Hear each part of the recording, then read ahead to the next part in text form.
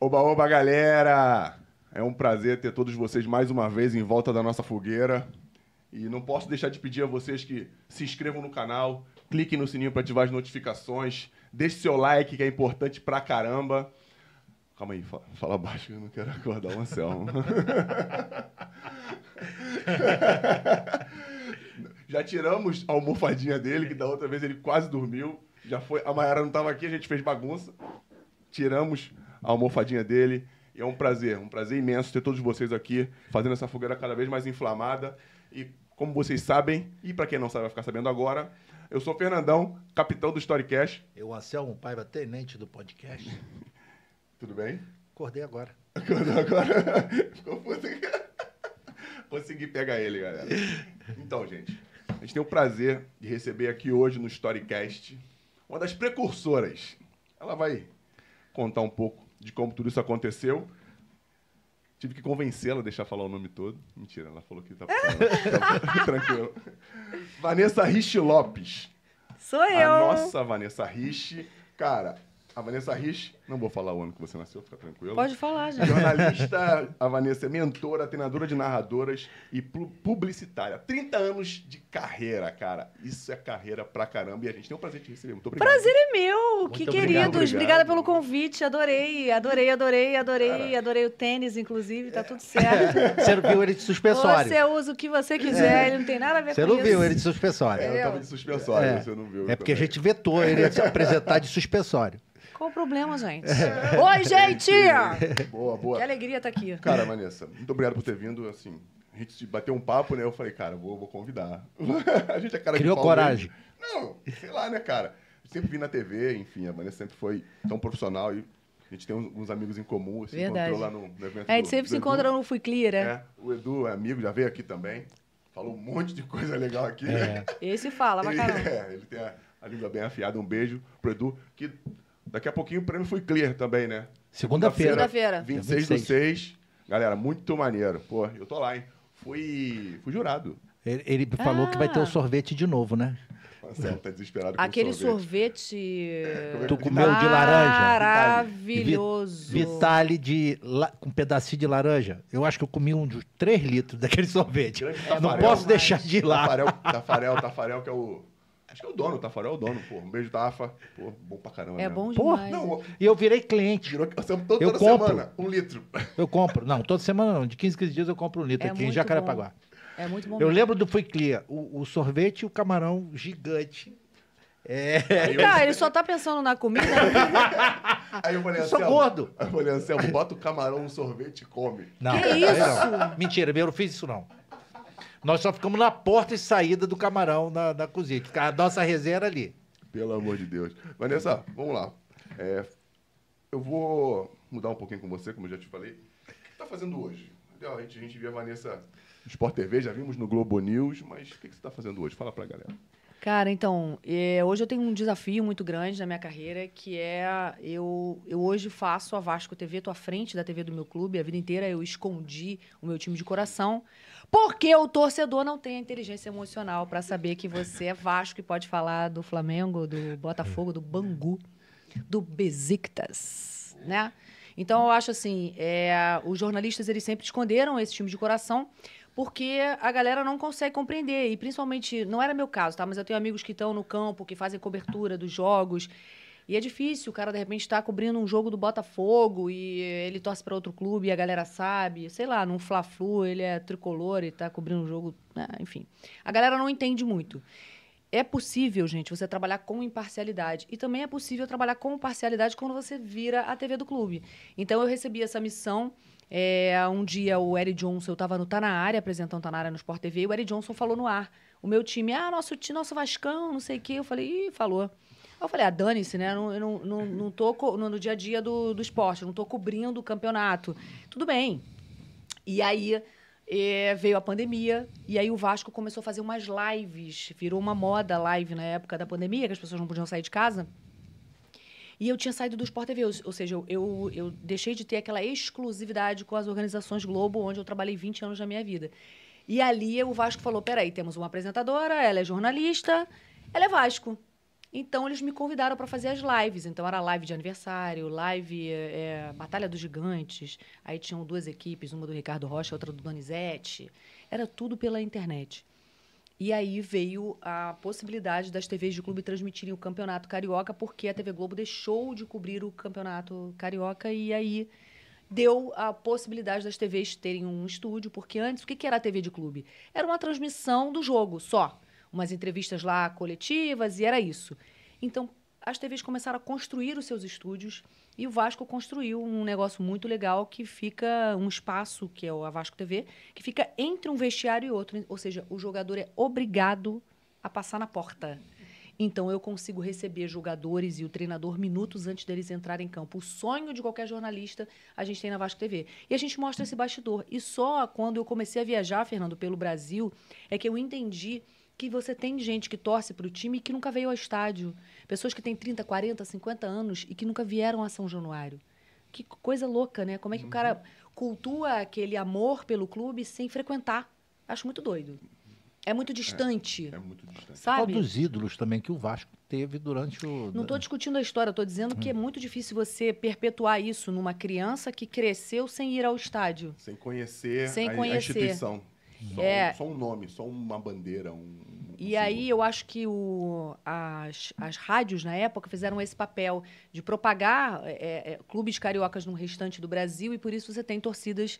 O Vasco é um dos 5 clubes que tem torcida no Brasil inteiro e por isso interessa tanto ao pay-per-view. Pra gente foi muito legal. O primeiro ano na Vasco TV é um ano que a gente teve muitas assinaturas do Paper Vasco. Então, um dinheiro novo que passou a entrar no clube, que o clube não tinha. Que é você poder comercializar a TV do clube. E foi muito legal porque a gente foi tido como a TV exemplo. Hoje a Vasco TV é a que tem a maior audiência entre todos os clubes e não é a que tem o maior número de inscritos. Então a gente exporta conhecimento. Então a Flá TV, a Flu TV, todos eles ligam pra gente. E aí, quantas câmeras vocês estão usando? Como é que vocês estão fazendo? Aí vai o Mário Bittencourt visitar o estúdio para entender como é que a gente faz. A galera da Flá TV liga e a gente consegue, de alguma forma, ajudar os clubes de São Paulo. Eles mandaram os vídeos da Vasco TV para o Palmeiras, para o São Paulo, para mostrar, olha só que legal o que é feito aqui, vocês têm que fazer algo parecido com isso. Então, acho que isso ajuda todos os clubes, a gente traz o torcedor um pouco mais para perto e acesso à informação, né? Isso. E aí, isso, Fernando, independe da política. Eu consegui trazer de volta jogadores que não iam há muito tempo por causa da política. Mauro Galvão, Felipe Maestro chorou muito quando foi lá, porque ele morou ali em cima da Vasco TV, que é a pousada da Almirante, onde os meninos da base moravam. Pedrinho se emocionou muito. E muitos desses jogadores, por conta da política do clube, deixaram de frequentar, ou eram brigados, ou eram da oposição, ou sei lá o quê. E eu deixei isso muito claro no começo. Olha, aqui é Vasco. Eu não quero saber quem é que está no comando, na presidência, se é SAF, se tem um presidente, o que é. Eu sou Vasco. Deveria ser assim. Deveria ser assim. Uma pergunta que ficou na minha cabeça aqui. Uma não. 2. Uma não tão importante, mas a outra mais. Mas vou fazer. Você falou que os jogadores são obrigados a passar por vocês. Uhum. Vocês falam com os jogadores das 2 equipes ou só do Vasco? Não, só do Vasco. Só do Vasco. Não, a TV é para exaltar o Vasco. Só o Vasco. Então, por exemplo, a gente nem narra quando é gol do adversário. A gente não narra. Sim. Mas acontecem situações interessantes, como foi o dia do jogo Vasco e Bangu, em que o Felipe estava lá como treinador, maestro, e quando terminou o jogo, ele foi cercado por vascaínos com a camisa para ele autografar a camisa do Vasco. Falei, cara, Felipe, como é que é isso na tua cabeça, né? Aquele dia que a gente estava lá no Foi Clear, que a gente encontrou o Felipe, eu conversei muito com ele sobre isso. Até porque eu tenho uns questionamentos na minha mente, porque o Lorenzo, meu filho, quer ser jogador. E ele falou comigo essa semana, mamãe, eu quero honrar o nome do Vasco. Falei, não sei o que eu faço com essa criança. Ele tem 10 anos, ele não tem ideia do que ele vai enfrentar. Eu ia perguntar se ele era Vasco, idiota minha pergunta. Não, olha não só. tem opção em casa. Querido, não tem alternativa Não tem na opção. minha casa. Senão não come, não dorme, não tem Não, tem não brinquedo existe fim de qualquer ano. outra. Não, olha só, quando o Vasco foi para a Série B, os meus filhos, em algum momento na mente deles, eles acharam que poderia existir a possibilidade de ir para a Série C. Falei, não, Série C não. Mas, e aí, mãe? A gente vai torcer para quem? Falei, vocês podem escolher. Tem o Real Madrid, tem o Barcelona. Escolhe quem vocês querem torcer. Além do Vasco. Livre e espontânea pressão. Claro, gente, pelo amor de Deus. Acho que tá certo. A outra pergunta, é essa, quase que fugiu. Você acha que todo esse sucesso do Vasco, eu acho que sim, né? com toda a modéstia que deve lhe caber, que uma parte, claro, os vascaínos, né, precisavam de um meio de comunicação como esse, mas por ser você, por ser uma pessoa que tem tanto tempo de estrada, experiência para fazer, será que a sua cara ali é parte desse sucesso todo, ou fez com que isso tudo acontecesse? Cara, Fernando, eu levei o meu conhecimento de televisão para o streaming. Era uma experiência nova para mim, porque eu estava entrando pela primeira vez, mergulhando nesse ambiente. Eu fui criada na televisão, onde você precisa ter a melhor câmera, a melhor luz, o melhor cinegra, o melhor cenário. E, de repente, começou a acontecer um movimento na internet, que era você ter um Whindersson Nunes gravando com uma GoPro sem camisa num quarto escuro, e era um maior sucesso. Então, todos os conceitos que eu aprendi, que seriam os corretos, que é o padrão Globo de qualidade, não era o que a gente via na rede social. E isso começou a ganhar um movimento, um crescimento muito grande. Então, eu entendi que ou eu mergulhava de cabeça no streaming e me reinventava e levava o meu conhecimento desse padrão Globo de qualidade para o streaming, ou a gente não ia conseguir sobreviver, literalmente, porque a televisão ela está envelhecida. A televisão fez um movimento de tentar trazer os youtubers para dentro do canal, mas não é isso. O seu filho, o meu filho, essa geração não vai ver televisão, ela não vê televisão. Ela nem sabe o que é o Jornal Nacional. Então, eu acho assim que o que aconteceu foi que eu aprendi muito com eles, porque eu também não entendia bem como é que essa coisa da entrega do YouTube e o que pode, o que não pode, e o algoritmo, como o algoritmo funciona. Então, eu tive que aprender tudo isso. E eu levei esse conhecimento, levei o Ney comigo, que é o meu assistente há 17 anos, que é aquele cara que me conhece no olhar, eu só olho e ele já entendeu o que tem que ser feito. E meio que a gente foi, aos poucos, adaptando a linguagem e treinando as pessoas que estavam com a gente. Foi um processo em que todos aprenderam juntos. Eu aprendi com essa nova geração, que tem essa leitura diferente, uma maneira diferente de fazer, e fui me desconstruindo. Então, eu, que fazia, ok, mesmo no Sport TV, era descontraído, era engraçado, mas jamais eu cairia no chão e ia rir, ia sambar, ia... Lá, eu me jogo no chão, eu sambo, eu vou para o sambarreira na barreira do Vasco, aí eu como um salgadinho na abertura do programa, tá tudo certo. Ela não deixa a gente comer. Proibiu, jogou fora. Mas eu acho que a gente tem essa liberdade no podcast hoje. Sim. Né? E o que é o podcast, gente, no final das contas? Era o programa que eu fazia em 1800 na rádio, só que agora botaram a câmera. É isso. É o making-off do programa da rádio. Então, assim, quando eu começaram a falar podcast, é o maior sucesso, eu falei, o que é podcast, gente? O que eu faço há anos? Tipo, por que isso é sucesso? Aí eu fui entender que... O que é sucesso? A gente esquece, é o Big Brother. Eu esqueço que tem umas câmeras ali e, de repente, eu tô aqui descontraída conversando. Às vezes, tem uns que tomam Toma uma raminha. como diz o Hidromel. o GV, toma um Tugeri. Tchuguer. Né? E você esquece. E aí você se solta e você abre o coração. Porque, na verdade, é uma mesa de bar aqui onde a gente está trocando ideia e eu nem lembro que eu tenho uma câmera aqui. E é isso que funciona. Então, eu acho que eu consegui levar...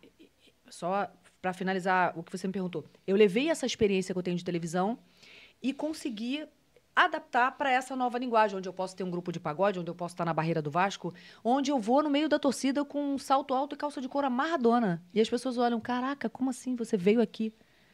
Então, eu consigo estar próximo do meu torcedor, faço ele se sentir pertencente. E como o Vasco ficou esses 2 últimos anos na Série B, eu fiz as pessoas acreditarem que elas tinham que continuar torcendo. Sim, porque com 30 anos você vai mudar de time? Não vai. Mas o torcedor está maltratado. Então, acho que a TV de clube teve esse papel. E eu, hoje, para andar em São Januário, eu ando de boné com a cabeça abaixada e os meus filhos, sabe, aquela coisa assim, vambora, vamos, passa rápido. Porque as pessoas vêm falar comigo assim, muito obrigado por tudo que você faz por nós. Como se eu fosse uma jogadora de futebol. Na verdade, eu jogo na minha função, né? Muito bem. É tipo isso. Mas é meio doido, porque é aí que você entende o poder que você tem de você fazer a pessoa continuar perpetuando e acreditando no time de coração, mesmo você não estando bem. Isso é fantástico. Isso é maravilhoso. Como é que isso era feito antes? Não era, feito. não tinha. Não era feito isso. Não era feito antes da internet. Mas não da tinha tecnologia, mas não tinha esse público também. O que era a televisão? Era uma via de mão única. Eu falava o que eu queria e eu nem tinha ideia do que você que estava assistindo achava. Aqui a galera responde, Isso. lacra, faz o que Então, quiser. e você é cancelado e aí você, quando você entra nesse ambiente, é que você entende. Eu estava conversando ontem com o Ronaldinho Gaúcho e o irmão dele, o Assis.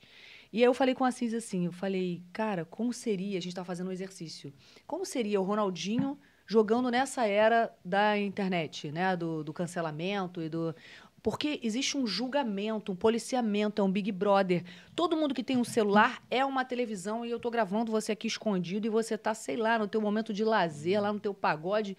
Eu não tenho nada a ver com o que você tá fazendo. Mas aí começa aquela história de... Antes era a televisão que fazia isso.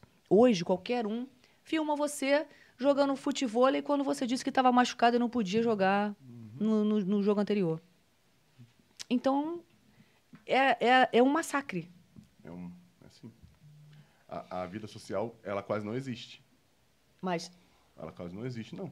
A gente ano A passado... gente ouviu isso na entrevista do Anderson Nunes. Anderson Moreira. Anderson Moreira no esporte, quando ele perdeu a Copa do Nordeste para o Ceará. Ele disse, cara, a gente fez de tudo e não conseguimos. Enfim, a gente não sabe o que vai ser agora. Alguém me falou isso, que valorizava o segundo lugar. Alguém estava batendo um papo. Eu não me lembro quem foi. Foi um ex-atleta. Foi o Mauro Galvão. Falou aqui, o Mauro. A gente está no momento Vasco aqui no Storycast, cara. Carlos Germano, Torres, Mauro Galvão, você. Que ele falou, cara, tem que ser valorizado, pô. Porque só pode ser campeão o segundo colocado. Só podia ser campeão o segundo colocado. O terceiro, não. E não se valoriza isso. E o menino do Ceará, no mesmo jogo, só para terminar, falou, caraca, vou poder levar minha família no shopping. Isso é quase que uma... Mas o Felipe Luiz, que passou muito tempo morando na Europa, nossos filhos jogam bola juntos, nós somos amigos, né? E aí ele falou assim, Vanessa, que coisa horrível, né? Eu tinha desacostumado dessa coisa de você sair, botou o pé na porta, o porteiro começa a falar contigo se o time perdeu, e vai assim até você voltar para casa. Você é questionado, as pessoas botam o dedo na tua cara. Não tá jogando nada. Oi, tudo bem? Então, eu tenho família, eu tenho filho. E é muito triste. Eu acabei de cancelar uma festa porque o meu torcedor não ia entender. Fez muito bem. Alguém me falou isso também. Não ia entender. O Mauro também falou que você cancelou essa festa de aniversário. Meu aniversário, eu ia fazer uma festa no falou. dia 10. Meu aniversário foi dia 14, eu ia fazer uma festa no dia 10. O que aconteceu? O Flamengo venceu o Vasco, os torcedores... Eu faço de São Januário sempre, independente de onde é o jogo, o estúdio é lá. Então, quando deu o intervalo do jogo, estava 4-0, eu falei, gente, é para continuar aqui até o jogo acabar ou a gente não volta depois do segundo tempo? Não, podem ir embora para casa. E a gente foi liberado. E, assim, foi uma questão de segundos. Eu apontei o carro, assim, no portão 18, que é do lado da mega loja, à frente de São Januário, e eram duas patrulhas, estavam lá, e o porteiro estava intocado, escondido, com medo, veio e falou assim... Vai embora direto, sem parar, porque a torcida está vindo para cá. Então, quando eu moro na Barra, saí de São Januário, peguei a linha amarela, lotada de polícia, a linha amarela inteira. Quando eu pisei na Barra da Tijuca, apareceram os primeiros vídeos, quer dizer, se já estava viralizado, chegou no meu WhatsApp, foi segundos depois que eu saí de São Januário. Aquelas cenas horrorosas dos torcedores, né, jogando morteiro, pedra, não sei o quê, tiro, sei lá o que teve ali. E eu abracei os meus filhos e falei, meu Deus, graças a Deus eu tô aqui. E ali eu tive que tomar uma decisão. Eu tinha uma festa que ia acontecer no Calabouço, que é uma das sedes do Vasco, com ex-jogadores do Vasco, com influenciadores do Vasco. Como é que eu vou aparecer brindando... Fez aniversário. Os caras não entendem. O torcedor não vai... Sim, mas você não tem filho, você não faz aniversário da tua mulher, você não casa, independente do que aconteceu no jogo. E, cara, graças a Deus eu tive essa sagacidade, porque a gente perdeu o jogo contra o Internacional, que foi no domingo seguinte, que seria o domingo seguinte à festa. E o meme seria eu brindando, né? Com a bandeira do Vasco... Tá rindo de quê se a gente perdeu mais uma? Então, assim, foi muito difícil para mim tomar essa decisão, mas foi a decisão mais acertada. Eu vou fazer o quê? Uma festa com a polícia na porta, sendo ameaçada? Gente, eu não estou dizendo que não tem que protestar. Torcedor, me entenda. Você pode protestar, não tem problema. O protesto é válido. Mas ninguém pensa que ali tinha um porteiro, a Vanessa, o Ney e a equipe da Vasco TV toda que estava ali. Sim, não. Tem o rapaz que tem que limpar, tem a galera que está esperando o time chegar para poder receber os materiais, para levar para a lavanderia, vai fazer tudo. Tem um ecossistema dentro dos clubes que os caras não querem saber. Eu já passei por coisas parecidas no Flamengo. Assim, e eles acreditam que esse tipo de atitude, né, vai mudar alguma coisa.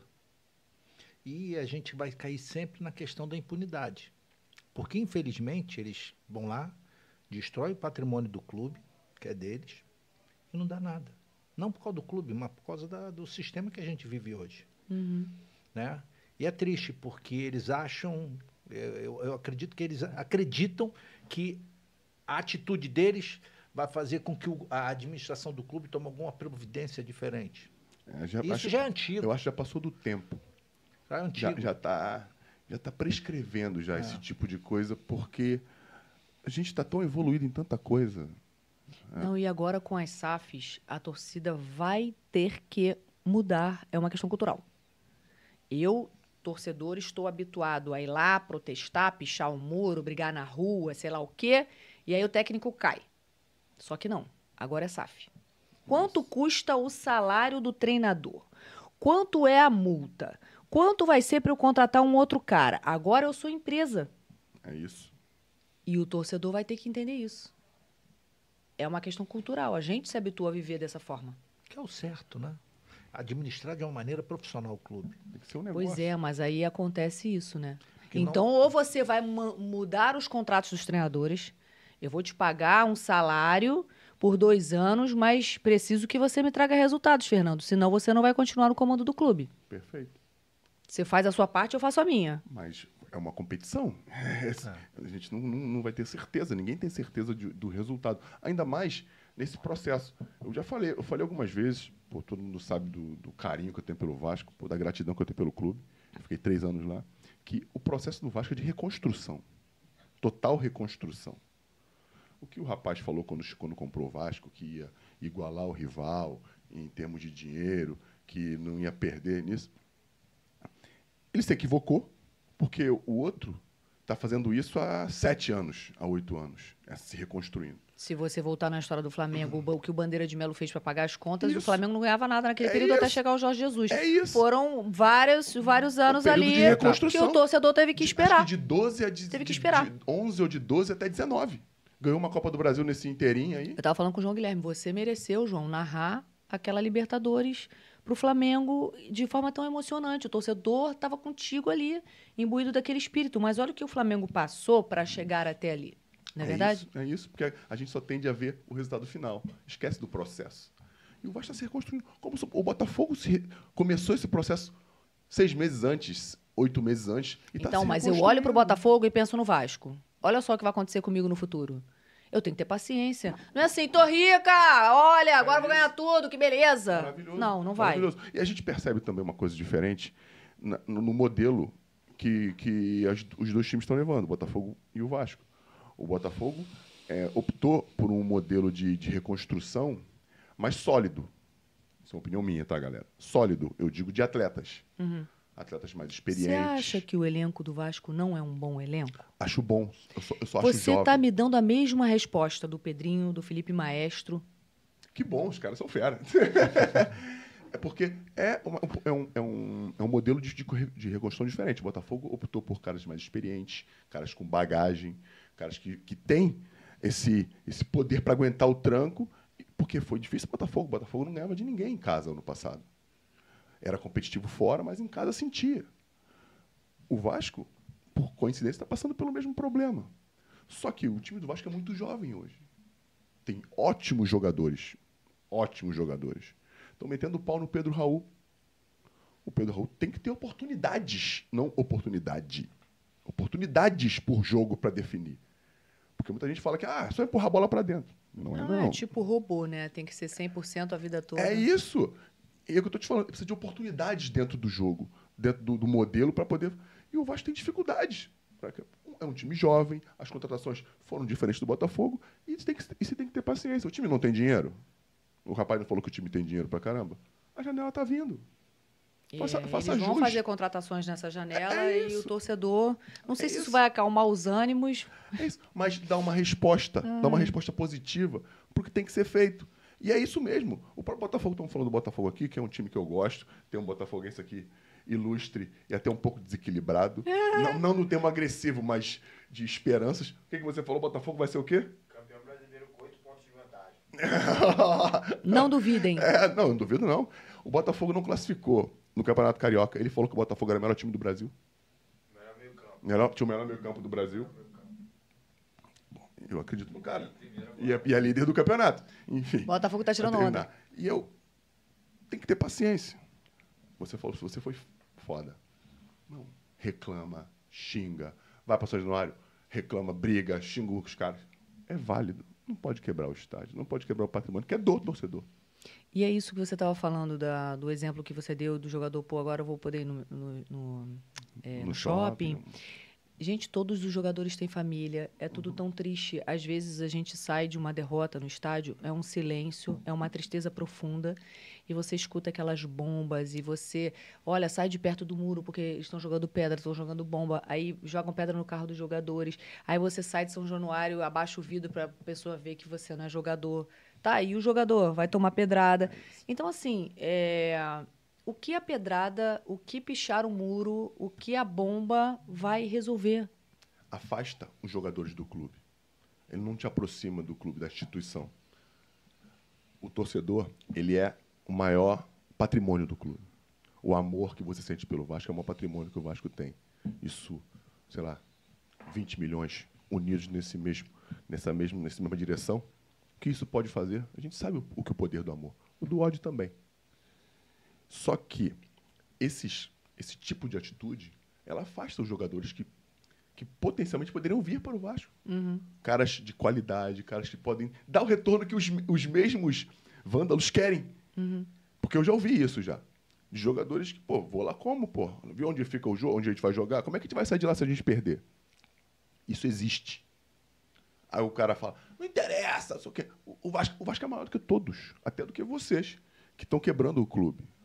A gente tem que entender que o vandalismo ele afasta o bom jogador, afasta o cara que quer jogar no Vasco, que quer ficar na história de um clube gigante, que é o Vasco. E isso é importante pra caramba a galera entender que não vai levar a lugar nenhum, só vai fazer mal para a instituição.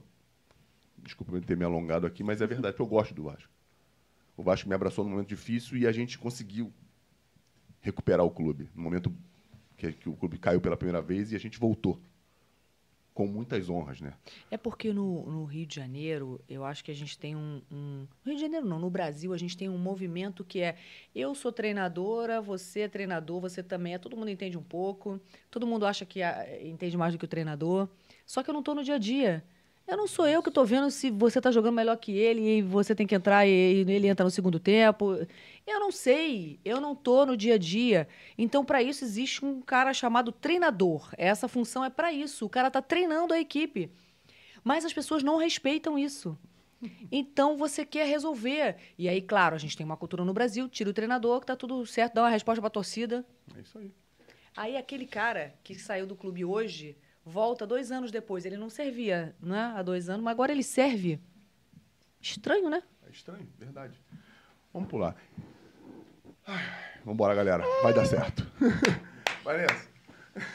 É porque a gente cansa de falar desses mesmos assuntos. Cara. É isso. Cara, eu já tomei 12 por 1 em cima. 12 por 1 em cima. Em cima mesmo, assim, ó. Passando, explodindo na tua orelha. Cara, é coisa de maluco.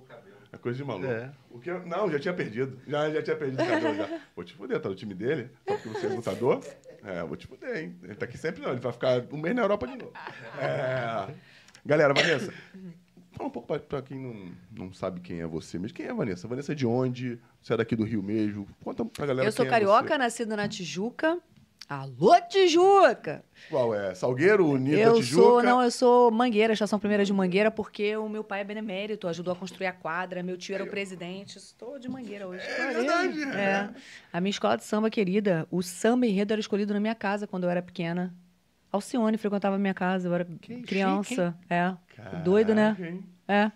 E aí eu... Quem te via toda austera no Sport TV, não imagina isso. Então, Tem olha... samba no pé? Tem muito, muito. Pô, por favor, né? Um dia eu fui a um show, e aí era um show do Thiaguinho, do Exalta, e tava no Exalta ainda. Aí tava Péricles, Thiaguinho, aí o Thiaguinho olhou pra mim, eu apresentava o Sport TV News, aí ele... Como assim você gosta de pagode? Falei, nossa, eu devo passar uma seriedade, né, gente? Tô fazendo bem meu serviço. Tô mandando bem. Falei, eu não só gosto de pagode, como eu gosto de funk. Aí ele, que isso, Vanessa? Eu acho que a gente... eu sempre costumo dizer isso, que todo o aprendizado que você tem na vida, toda a cultura que você traz, né, na tua bagagem, ela te ajuda ao longo da tua carreira. Então, o samba me ajudou muito ao longo da minha carreira. Ah, Vanessa, mas o que você tem a ver com samba, né? E aí eu dou um exemplo maravilhoso, que quando eu comecei a trabalhar com o Galvão, assim, o Galvão é um cara que é muito exigente e o sarrafo sobe quando você trabalha com ele. Então, para você fazer parte daquele seleto grupo que trabalha com ele, você tem que estar pelo menos no mesmo nível, né, equiparado. E aí, uma vez, ele sempre fazia isso. Pede uma música aí. Eu fazia o Sport TV News, que era colado no Bem Amigos, então ele entregava para mim toda segunda-feira. E aí ele sempre falava, eu entrava para falar dos destaques, ele aproveitou a música, pede aí. Aí era o Neguinho da Beija-Flor, eu falei, eu quero o samba de 1976, Sonhar com o Rei da Leão. É uma composição sua pela Beija-Flor, não sei o que, não. Aí o Galvão, que isso? Ou seja, a minha cultura ali, né, que eu aprendi com meu pai, que meu pai sentava a gente na sala com o CD, não era CD, né, era disco na época da escola de samba, e ensinava os samba-enredos pra gente. Isso me ajudou ali naquele momento do Bem Amigos, olha, muito tempo depois. Então, eu fui criada por um pai comerciante, uma mãe que é doutora em língua portuguesa, ela que premia os livros infanto-juvenis, né, o Prêmio Jabuti. Então, são duas personalidades que habitam em mim. Eu sou essa pessoa que Fernando conhece, que gosta do pagode, gosta do samba, não sei o quê, mas também sou aquela pessoa que vai ao Copacabana Palace, que nem eu fui agora essa semana apresentar o evento do Ronaldinho, classuda e tal. Sou Globo News, eu sou tudo isso misturado no mesmo ambiente. Sou mãe do Luke e do Lorenzo, então foi o grande sonho da minha vida que eu realizei, né? Ser mãe de gêmeos. Engravidei naturalmente de 2 meninos. E quando eu descobri que eu ia ser mãe de meninos, eu falei, meu Deus, eu sonhei a vida inteira em ser mãe de menina. Eu não entendo nada disso. Como é que vai ser? Porque eu não pensava no futebol, eu pensava no videogame. Não entendo nada de videogame. Como é que eu vou jogar com essa criança o videogame? E aí eu falei, peraí, gente, eu sou amiga do Cristiano Ronaldo, do Neymar. Como assim? Meu filho vai me amar. Verdade. Ontem levei lá a camisa pro Ronaldinho assinar. Falei, irmão, assina aí a camisa dos meus filhos, do meu sobrinho, não sei o quê. Então, assim, é uma relação de proximidade do meu trabalho com o que eles fazem hoje, que é jogar bola, eles treinam no PSG Academy, que eu sou o ídolo máximo. Minha mãe conhece os jogadores, eles acham o máximo. É verdade. E a mãe dele não é nada, minha fera, minha sargento, todo mundo tanto autógrafo pra mim. Pô, legal pra caramba. E essa parte do jornalismo, eu sei que você não começou no futebol, né? Eu comecei em rádio, então eu fiz Cidade, Jovem Pan, era FM, tá? Sim. Você vai ouvir agora Titãs, a melhor música pra você aqui em 102,9, Cidade. Eu comecei a minha carreira muito assim. Rádio Cidade. Eu comecei assim na rádio, e aí depois eu fui pra Globo News para ser repórter e apresentadora na Globo News. Depois eu fui pro Sport TV com a proposta de ser a primeira narradora do Grupo Globo, e para lá eu narrei Olimpíada, Pan-Americano. Mas eu passei uns 2 anos acompanhando o Galvão Bueno e as equipes de esporte todas da Globo, mas a Globo não tinha coragem de bancar uma mulher narrando futebol.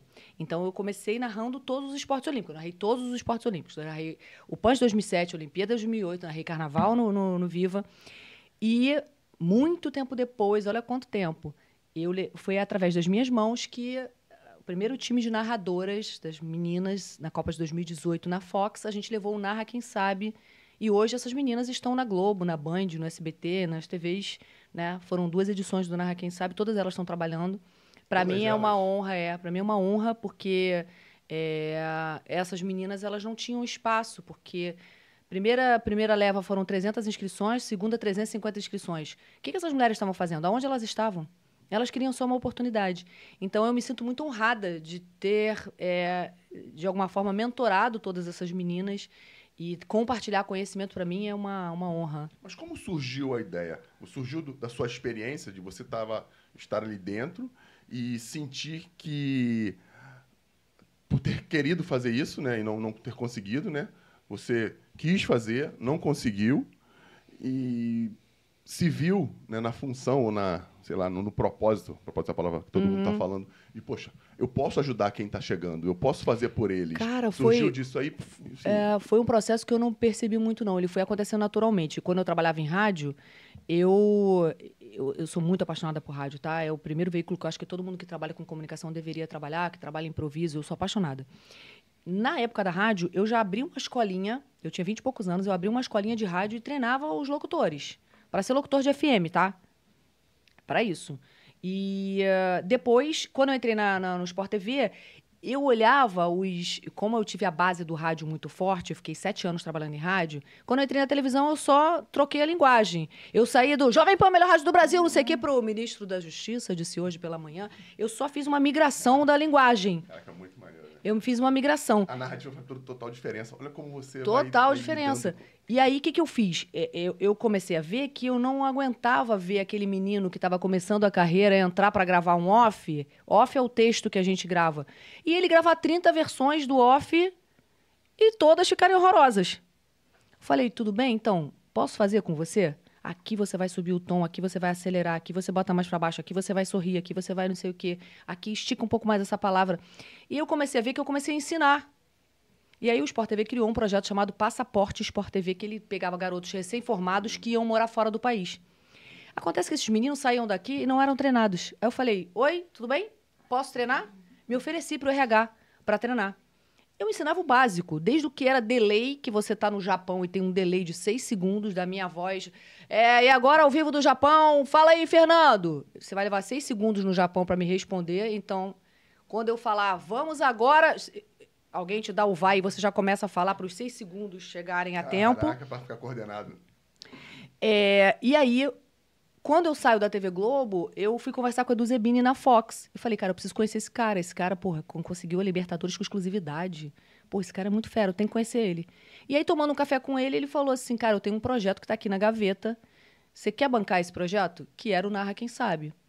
Por que estava na gaveta? Porque tinha um patrocínio de um absorvente que jamais estaria num canal de esportes, era um produto feminino, mas que tinha dado uma M danada porque eles contrataram uma produtora, a produtora estava habituada a fazer comerciais e comercial precisa de um elenco. O que eles pedem? Foto de corpo inteiro e de rosto. E aí a estagiária dessa produtora colocou assim, Fox faz um processo seletivo para escolher narradoras, mande uma foto de corpo inteiro. Nossa. E aí eu chego... Chutou o pau da barraca. Aí eu chego na Fox e ele falou assim, olha, tá nessa situação, você quer matar no peito isso aí? Eu falei, deixa comigo. E aí primeiro entrevista pro UOL, mas esse negócio aí de... Tem que ser bonita, gostosa, não sei o quê, porque a internet estava batendo, né? Então quer dizer então que o Galvão é bonito, João Guilherme é bonito, não sei o quê, tem que ser gostosa.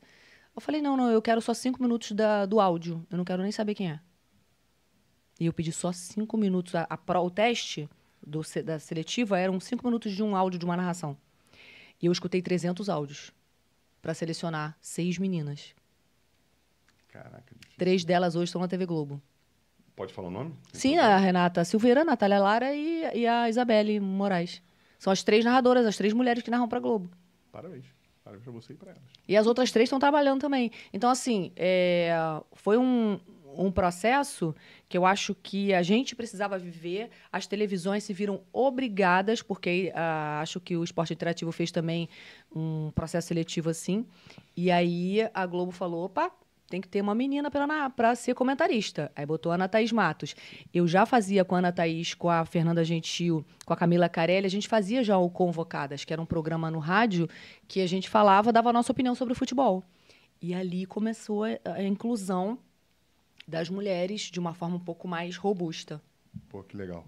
Pô, maneiro. Eu me mesmo. sinto muito honrada. A gente vai ter que conversar depois. E você sentiu algum preconceito quando você saiu do noticiário para trabalhar com esporte? Nossa, pelo amor de Deus. Primeira semana que eu saí na rua, imagina, o público Globo News, AB, vai falar de Bagdá, da guerra do Golfo, do não sei do quê, da política, da economia, um público 50 mais AB.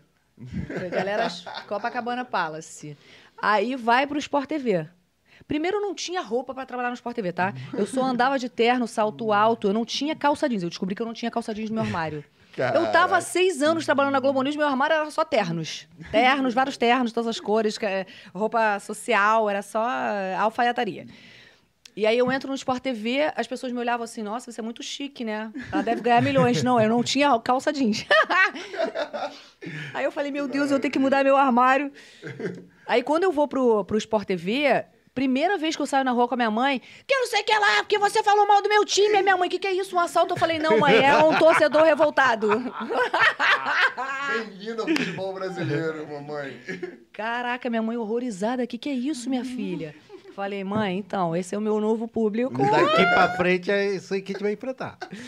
Mas não é muito louco isso? É muito louco. Eu acho que o futebol, ele une as pessoas. E ainda é um ambiente muito masculino.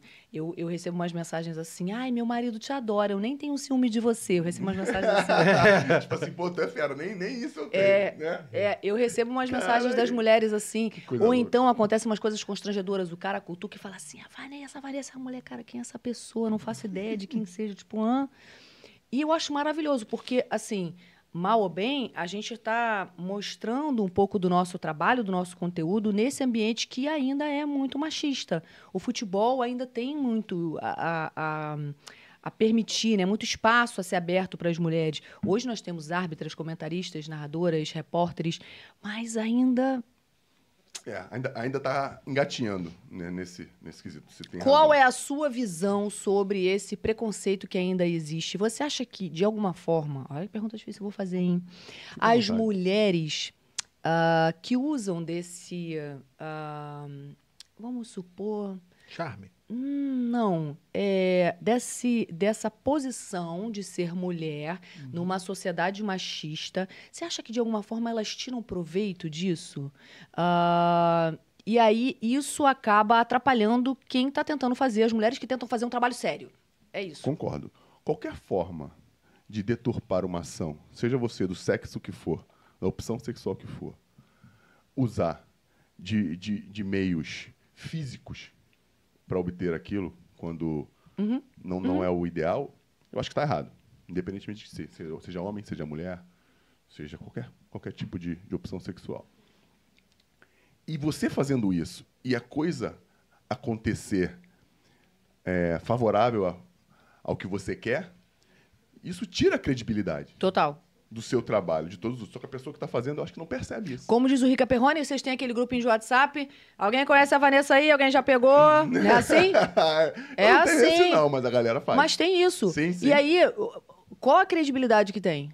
Não, Vai nenhuma. pro espaço. Quantas amigas minhas... Nenhuma. Gente, olha Nenhuma. só. Eu acho que eu vivo num ambiente muito machista e eu, assim, na minha maneira, na maneira que eu fui educada, na minha maneira de ver a vida, eu acho extremamente desagradável e eu tenho vergonha quando eu vejo aquelas meninas de shortinho esperando os jogadores saírem, aquela coisa desesperadora de algumas até jornalistas, colegas minhas de trabalho, que querem a qualquer custo conseguir uma informação e elas saem com o jogador. Respeito, galera, mas não concordo. Eu acho que são essas mulheres que não colaboram nesse processo que a gente vive do machismo. Elas só corroboram para que o machismo continue. Dentro do âmbito profissional, concordo totalmente contigo. Não quer dizer que não possa acontecer fora, né? As pessoas podem se conhecer fora dali. É legal evitar. Não, eu tô falando de... Eu sei. Entendi, Eu vou sair com o objetivo de entrevistar aquele cara que não fala com ninguém. Eu entendi. Tô usando Isso aí, foi o que eu falei a na minha minha prerrogativa de ser mulher para poder conseguir uma obter informação. o que eu quiser de você para direcionar para um fim no meu trabalho profissional. É isso, concordo com você totalmente. Mas acaba acontecendo. Não sei se foi na Alemanha. Foi na Alemanha? Não. O Cacillas é casado com uma repórter, né? Aham. É casado ou namora uma Sim, repórter. sim. Então, pra galera entender que existe todos os lados, que você pode fazer o que tem que ser feito, mas dentro do local adequado, que os locais... E não vou te são falar uma adequados. coisa, né, gente? Vamos analisar. É muito mais fácil você conhecer alguém no seu ambiente de trabalho do que fora, porque a gente trabalha para caramba. Verdade. Qual a chance de você acabar se envolvendo com alguém que está no seu entorno? 100%. É, muito maior. Como diz o Escobar, você não fica com inimigo, né? Você fica com amigo. Isso aí. Verdade. Cara, no seu período, foi na Globo News que você... Sequestro do O 74. sequestro do 174, cara. Quando eu li isso, né? A gente vai ver, a gente pega a capivara da pessoa. Eu te pedi hoje, mas eu já tinha visto a capivara todinha. Cara, isso foi emblemático aqui. Foi assim, acho que foi um noticiário, acho que policial, tô falando besteira, não, né? Foi isso aí.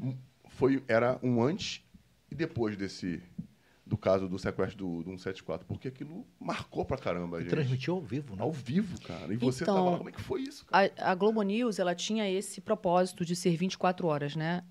No ar com notícias. Nunca desliga, né? Então, a gente o tempo inteiro estava com a cobertura ao vivo. E qual era a vantagem que a gente tinha naquela situação?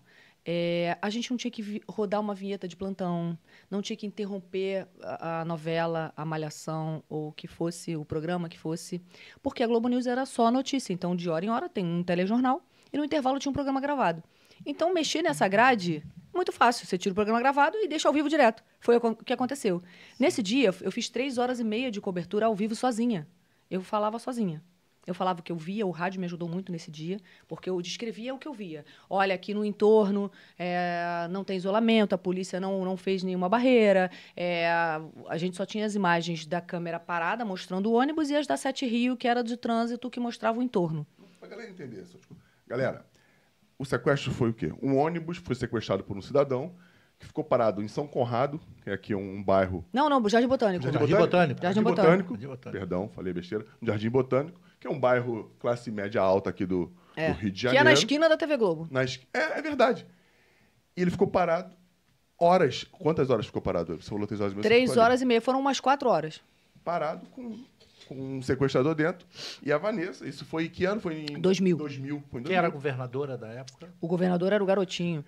Hoje, dia 12, foi no dia dos namorados. Isso aí. 23 anos, acabou de completar. Meu Deus, já tem tudo isso. Isso aí. Eu já jogava já. Eu também, caraca. Então, e a Vanessa estava lá. Por favor, só pra galera entender. Porque pô, todo mundo não vai saber o que é eu estava saindo da Globo News para fazer uma matéria no Rio Centro, que fica bem distante, né, na zona oeste do Rio de Janeiro, uma matéria sobre moda. E aí falaram para mim, passa lá rapidinho, faz um flash. O que é um flash? 1 minuto e meio, estamos aqui, tem um assalto. A gente achou que era um assalto, né? Mas, na verdade, virou um sequestro de 3 horas e meia, que eu usei todo o meu conhecimento de rádio, de descrever o que eu via. A gente tinha uma câmera que fazia o Globo Cidade, que por acaso estava lá, eles colocaram essa câmera parada, filmando o ônibus, câmeras da Sete Rio mostravam o entorno e era isso. E não tinha alguém para eu perguntar, para eu entrevistar, para eu apurar. Não, eu falava o que eu via.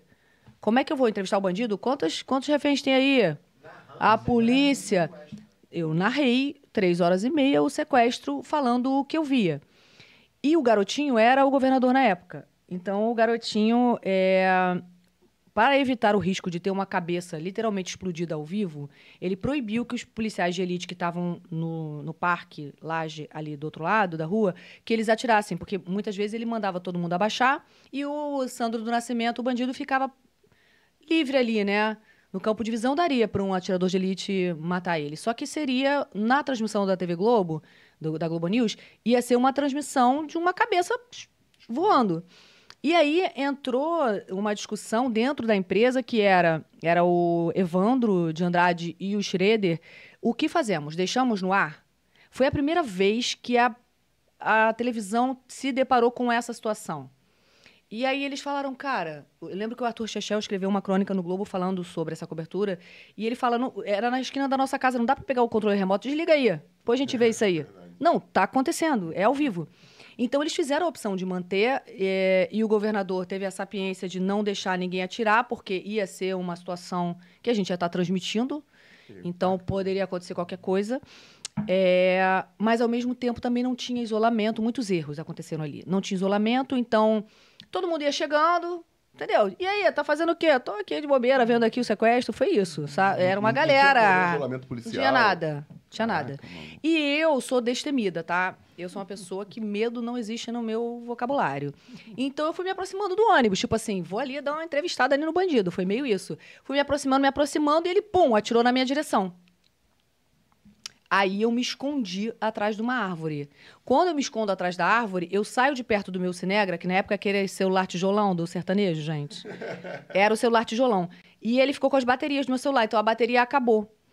E eu, cobertura ao vivo, olhei pra trás aquela multidão, os curiosos, galera, alguém um celular, por favor, me emprestar? E me emprestaram um celular e eu fiz 70 minutos a cobrar no celular dessa pessoa que, pô, não sei, comprou no dia anterior, carregou e levou pra mim ali. Cara, se tu tá aí, ó, dá um grito aí. É mesmo, né? Só Eu que tem queria que provar. Eu queria, Tem que provar, eu tem que queria falar saber quem é. A roupa que a Vanessa tava no dia. Caraca, eu queria saber Caraca. quem era essa pessoa, cara. Não, você entrar lá, você Tem, acha. você vê? Tem foto, é. Mas, assim, eu fiquei pensando, meu Deus, cara, que situação é essa? E na hora, você fica tão concentrado, né, que eu tenho que fazer a melhor cobertura possível, que eu não pensava em nada. Eu não pensava. Eu só pensei assim: cadê meu pai e minha mãe? Estão trabalhando, meus irmãos. Ninguém nem vai saber que eu tô aqui nesse perrengue. Só que, cara, parou o mundo, né? As imagens foram vendidas para CNN na época, internacional. Não tinha CNN aqui no Brasil.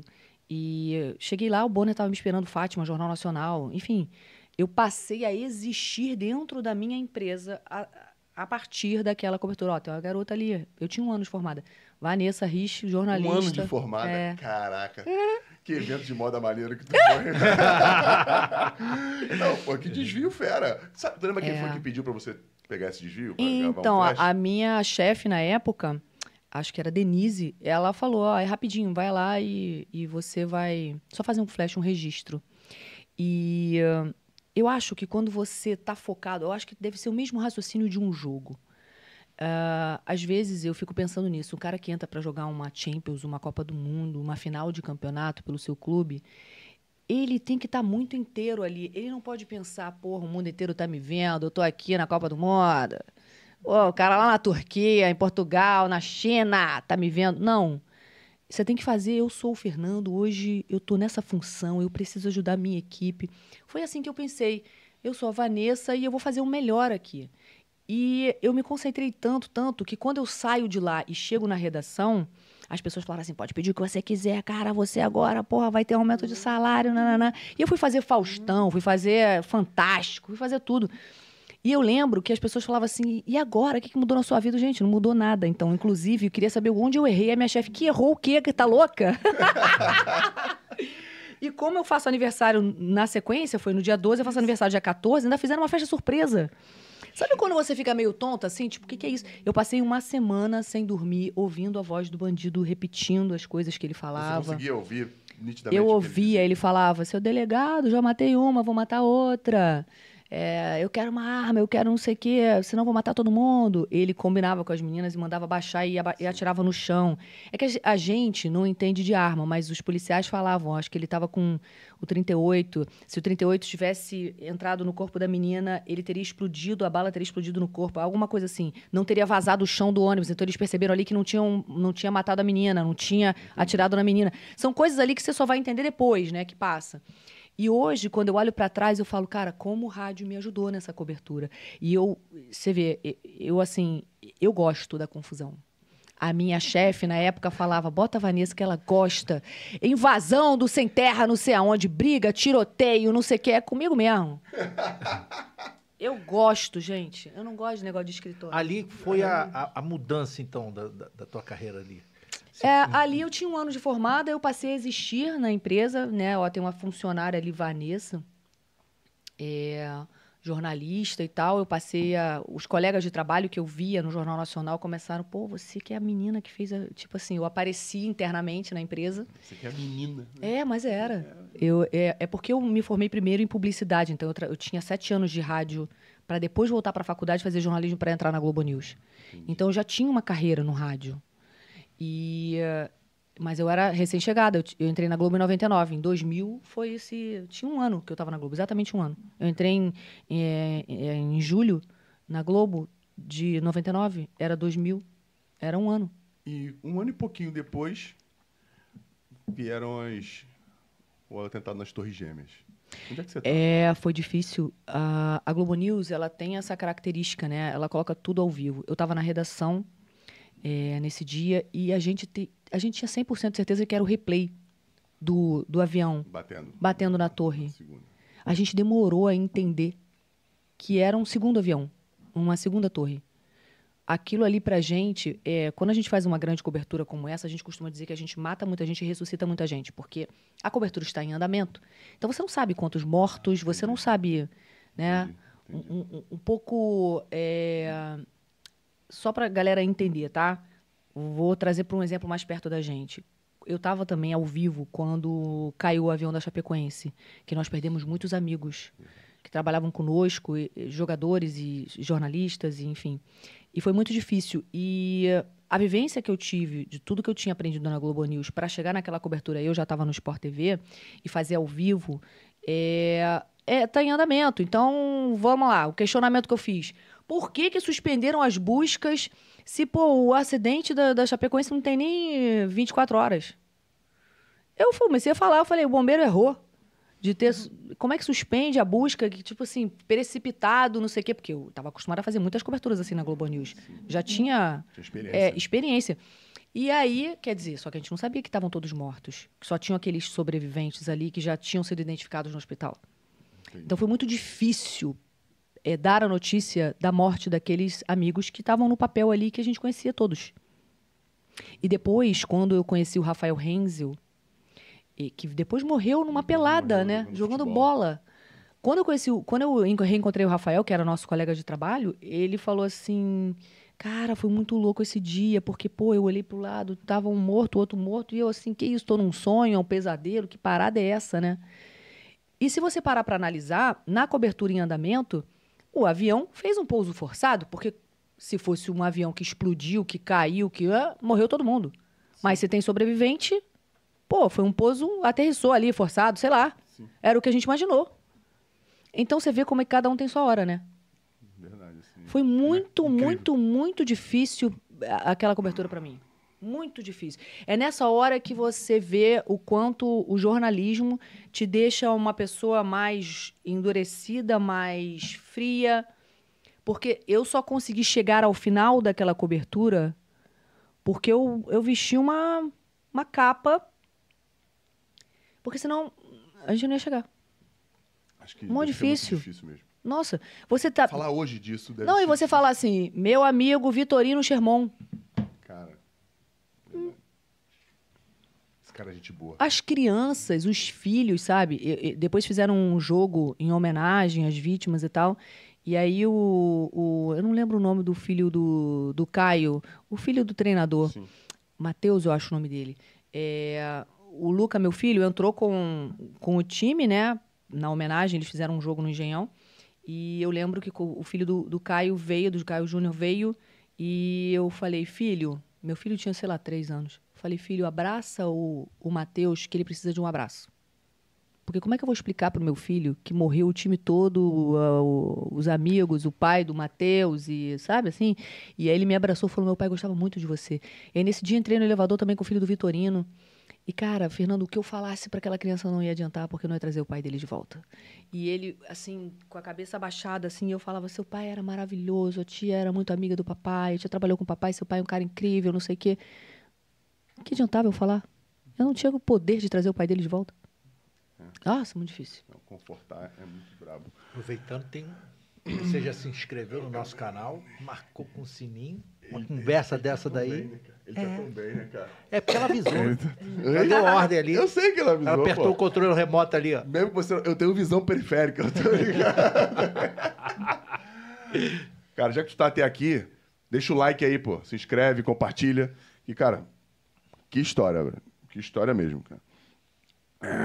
Vanessa, essa parte das carreiras, cara. Não, antes das carreiras eu quero falar dos grandes eventos. Participou de quantas... Caraca, aí é fogo, né? Começa a fazer Calma. conta. Eu entrei na Globo em 99. Eu só comecei a fazer cobertura de futebol na Globo News, na Copa. A minha primeira Copa foi 2002. Não, quero saber de tudo. Pan-Americano, Olimpíada e Copa. Quantos você já participou? Desde 2002. Desde 2002. Tudo. Caramba. Desde 2002. Já 2002 entrou com o pé direito, foi então, né, na Copa, né? 2002 foi ali que eu fiz a minha... que é ali que eu percebi que eu gostava de fazer esporte. A Globo News resolveu fazer... colocar aqueles 5 minutos do jornal para falar de futebol, porque era só política, economia, desgraça, E né? ela começou com o pé quente. Não, pé quente, Porra, pô. 2002. E aí os meus comentaristas eram Zagallo e Dadá Maravilha, que tal? Caraca. Como eu não ia me apaixonar? Verdade. E aí terminou a cobertura, eu falei pra minha chefe, Alice Maria, que é a criadora da Globo News e do Jornal Nacional, eu falei, Alice, eu quero trabalhar com esporte. Criadora do... É. Pô. Aí eu falei, Alice, ela foi a minha mentora. Minha Tô vendo mentora. você como não ia se apaixonar, quantas letras tem. Foi bem demais, doido. Aí ali eu percebi que eu queria trabalhar com esporte. Aí eu falei, Alice, eu quero ir pro esporte. O esporte me lembrava muito meu período da rádio, era mais alegre, era mais feliz e tal. E aí eu E fiquei... você podia usar jeans, né? Também. Ali eu falei, cara, eu preciso... eu realmente preciso ser não é mais feliz, assim, a Globo News foi minha grande escola, mas eu sentia falta de ser uma coisa mais pra cima, alegre, sabe? Era tudo muito, era isso, 174, Torres Gêmeas, plano econômico, era pesado. E aí ela falou assim, tem uma contraproposta pra você, que tal você ser a primeira mulher a narrar no Grupo Globo, não sei o quê? Eu falei, tá maluco, o nego vai mandar eu pilotar um fogão, as pessoas são preconceituosas. Ela, vai pra casa, pensa, a vaga não existe. E aí no caminho eu liguei pra ela. Aí ela falou assim, procura o Galvão. Aí eu, oi Galvão, tudo bem? Sou Vanessa e tal, não sei o quê. Ele me recebeu, cara, ele é fantástico. Ele me deu uma aula, eu passei 2 anos acompanhando ele nas transmissões da minha folga da Globo News para aprender a narrar. Caraca, logo com... Top. Muito generoso. Bem amigo. Ele é muito generoso. É um ser humano incrível. O Escobar contou uma história legal dele pra caramba também. Do aumento de salário. Não, isso é legal pra caramba. Isso é legal, porque ele podia muito bem não se importar. Não, mas ele... Olha, ele tem uma preocupação com quem está no entorno dele. Não sei se vocês já viram a série que a Globoplay lançou, que conta a história da vida dele. O Galvão, ele precisa desse estresse com ele mesmo ali, para ele trazer a emoção necessária. Então, se você observar ele no início do evento, antes de entrar no ar, ele está extremamente estressado. Aí ele reclama, porra, Fernandão, sai daqui, não fica aqui, fica lá, você, o câmera, eu não sei o quê. Então, isso gera um desconforto na equipe, mas é a maneira que ele tem... E só quem trabalha com ele entende que ele tem de fazer essa construção da emoção. Ao mesmo tempo, você tem um cara que ligou quando eu voltei da minha licença maternidade. Qual é o nome dos seus filhos mesmo? Foi Luque Lourenço. Ele entra no ar. A mamãe do Luque Lourenço tá de volta, aos Porta Avenil, Vanessa Rios, que saudade, não sei o quê.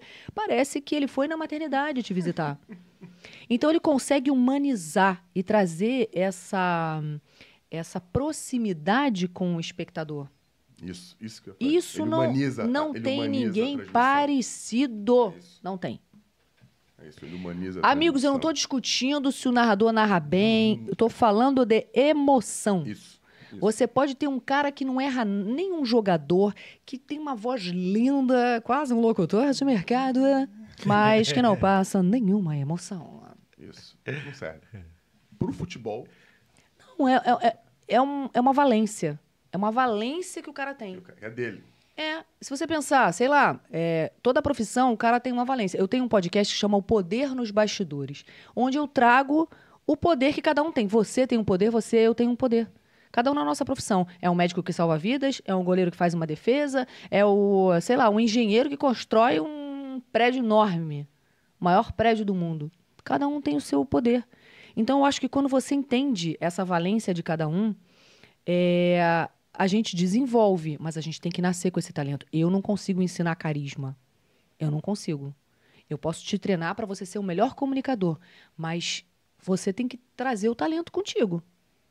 Vira goleiro, um cara que não tem a menor característica para aquilo, ele vai treinar pra cacete, mas não vai virar. Não tem como. Não tem como. Tem que ter aptidão. É isso. Você tem que ter o dom. Isso, tem que ter sim. Carga genética. O nome dele tem um livro Como é que é o nome do livro? Talento não é tudo? Não. Jacob Petrie. Eu vou Esse é lembrar. outro. Fala do podcast. Já que você falou dele, fala do podcast. O Poder nos Bastidores, eu faço com a Thalita Galhardo. Beijo, que... Tatá. A Thalita, ela foi subprefeita de Jacarepaguá, é braço direito da vida toda do Eduardo Paes. E ela tem uma experiência na política e nós juntamos as nossas valências. Ela com a política e eu, do jornalista do esporte, as duas são jornalistas. E a gente criou o Poder nos Bastidores, que trata do poder que cada um tem.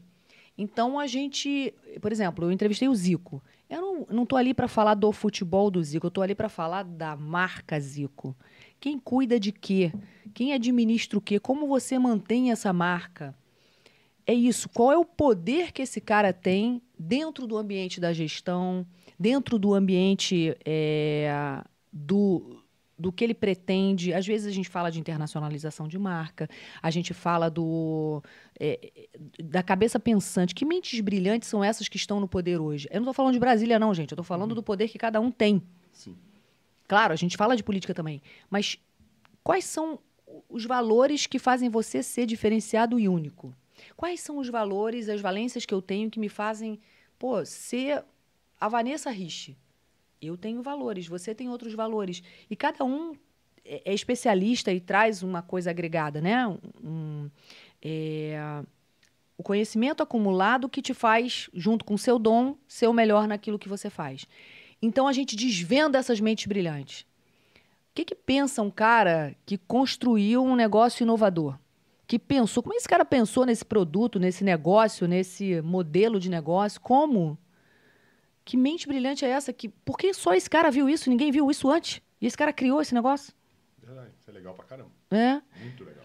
E aí a gente tenta desvendar isso, né? É interessante porque a gente traz um pouco também desse bastidor. Quem é essa pessoa? Essa pessoa tem família? Essa pessoa descansa, relaxa, faz nada, fica de pijama, né? Fica só tendo ideia e colocando Não em prática é? depois. É legal, É. bem legal. Tem um livro chamado O Novo Mundo, o Despertar de uma Nova Consciência. Fala um pouco desses talentos aí do despertar do talento, de olhar para dentro e descobrir essa energia, isso que você consegue trazer. E essa é a parte da migração de carreira, cara. Fala pra gente um pouquinho do que você tem feito, das pessoas que você tem ajudado. Acho que não só do esporte, né? De todos os segmentos.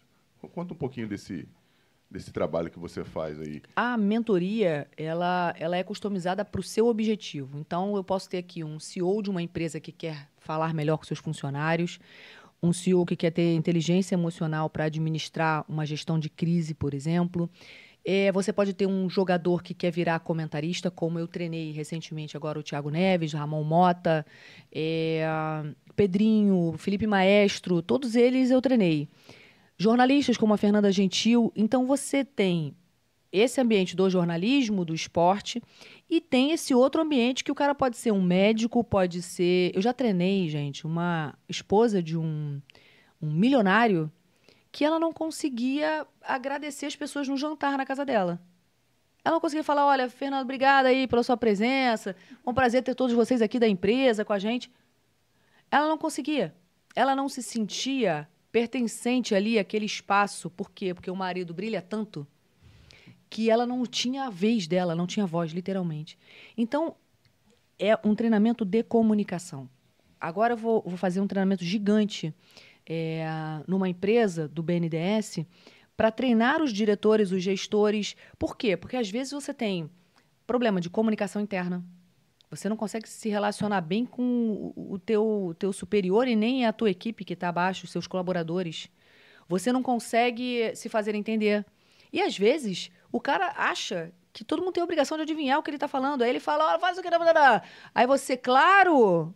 O que ele quer que faça que eu não estou entendendo? Que o problema é do comunicador, não de quem está ouvindo, não do comunicado. Isso. E, às vezes, gente, a insegurança... Porque as pessoas... Existe a linguagem não verbal. A insegurança faz com que eu seja grosseira com você. Porque ser grosseira contigo pode parecer para você que eu tenho poder e que eu estou segura ali naquela posição, mas não, é o contrário. Eu não estou. A arrogância, ela é uma insegurança.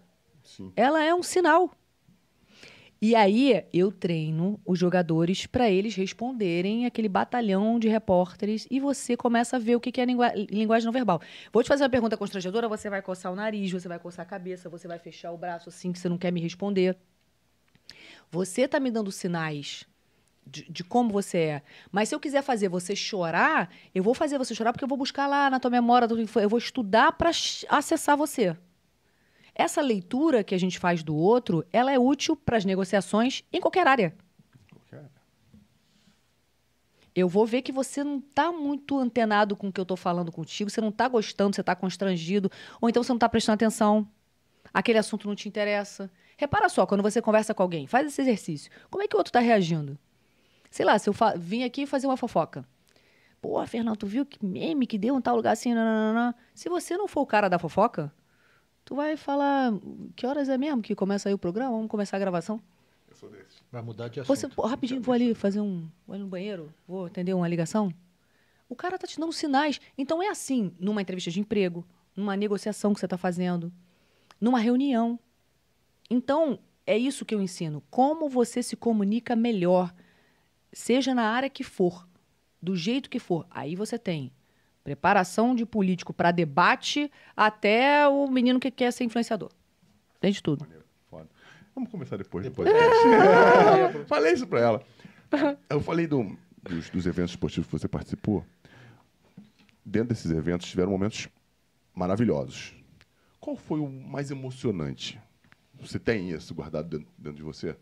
Poxa, uma medalha olímpica, um título de Copa do Mundo, uma medalha pan-americana também, que a galera não dá muito valor, mas é importantíssimo para os atletas, porque você viveu nesse mundo olímpico. Né? Caramba. Nossa, foram muitos momentos emocionantes. Coisas. Você pode falar mais de dois, mais um, mas não precisa nem... Mas, porque é bom para a galera entender, saber o impacto desse tipo de vitória, de resultado, na vida até de vocês que estão ali narrando. Em 2016, pô, que foi... Você estava na Globo ainda, 2016? Então, 2016, que foi aqui no Parque Olímpico, enfim, tinha aquele bagulho de vidro, né? Aquela parada de vidro. Cara, enfim, como é que é você tá ali, tá comentando, narrando uma Olimpíada no teu país, pô, com tanta gente que você viu Eu acho que essa experiência nossa de Copa do Mundo, Pan-Americano e Olimpíada no Brasil, né, no Rio de Janeiro, foi um presente que... Caramba, os meus filhos, poder levar os meus filhos eram pequenininhos. Eles falavam, mãe, quando é a Olimpíada ano que vem? Quando que começa? Tipo assim, eles acharam que era um evento que tinha todo ano. E quando eu levei, eu acho que um dos momentos mais emocionantes da minha vida, e aí eu vou trazer para minha vida pessoal, foi quando eu levei os meus filhos na Paralimpíada. Porque a Olimpíada, você narrar a conquista de uma medalha. Eu narrei medalha do Thiago Pereira no Pan-Americano, é emocionante. Mas, quando você traz para a realidade da sua casa e você vê que você está humanizando, né, quem está ali do teu lado, eu lembro que eu levei eles na Olimpíada e eu falei, cara, como é que eu vou explicar para eles o que é a Paralimpíada? Mas humanizando, sem trazer nenhuma carga de julgamento, é a palavra. E aí, entrou uma matéria no Esporte Espetacular, era do Daniel Dias, da natação. Sim. Aí eu falei assim, olha, esse é o Daniel, ele é campeão, tem não sei quantas medalhas, não sei o que, papapá, ele vai competir agora. Vai começar a Paralimpíada. Mas, mamãe, o que é a Paralimpíada, né? A Olimpíada? Aí eu falei, o que vocês estão vendo de diferente aí no Daniel? Nada. Acabou. Aí eu levei eles no Parque Olímpico. De cara, tinha eu nunca vou esquecer o nome dele, Fábio. Um menino numa cadeira de rodas, ele só tinha o tronco, ele não tinha os braços nem as pernas.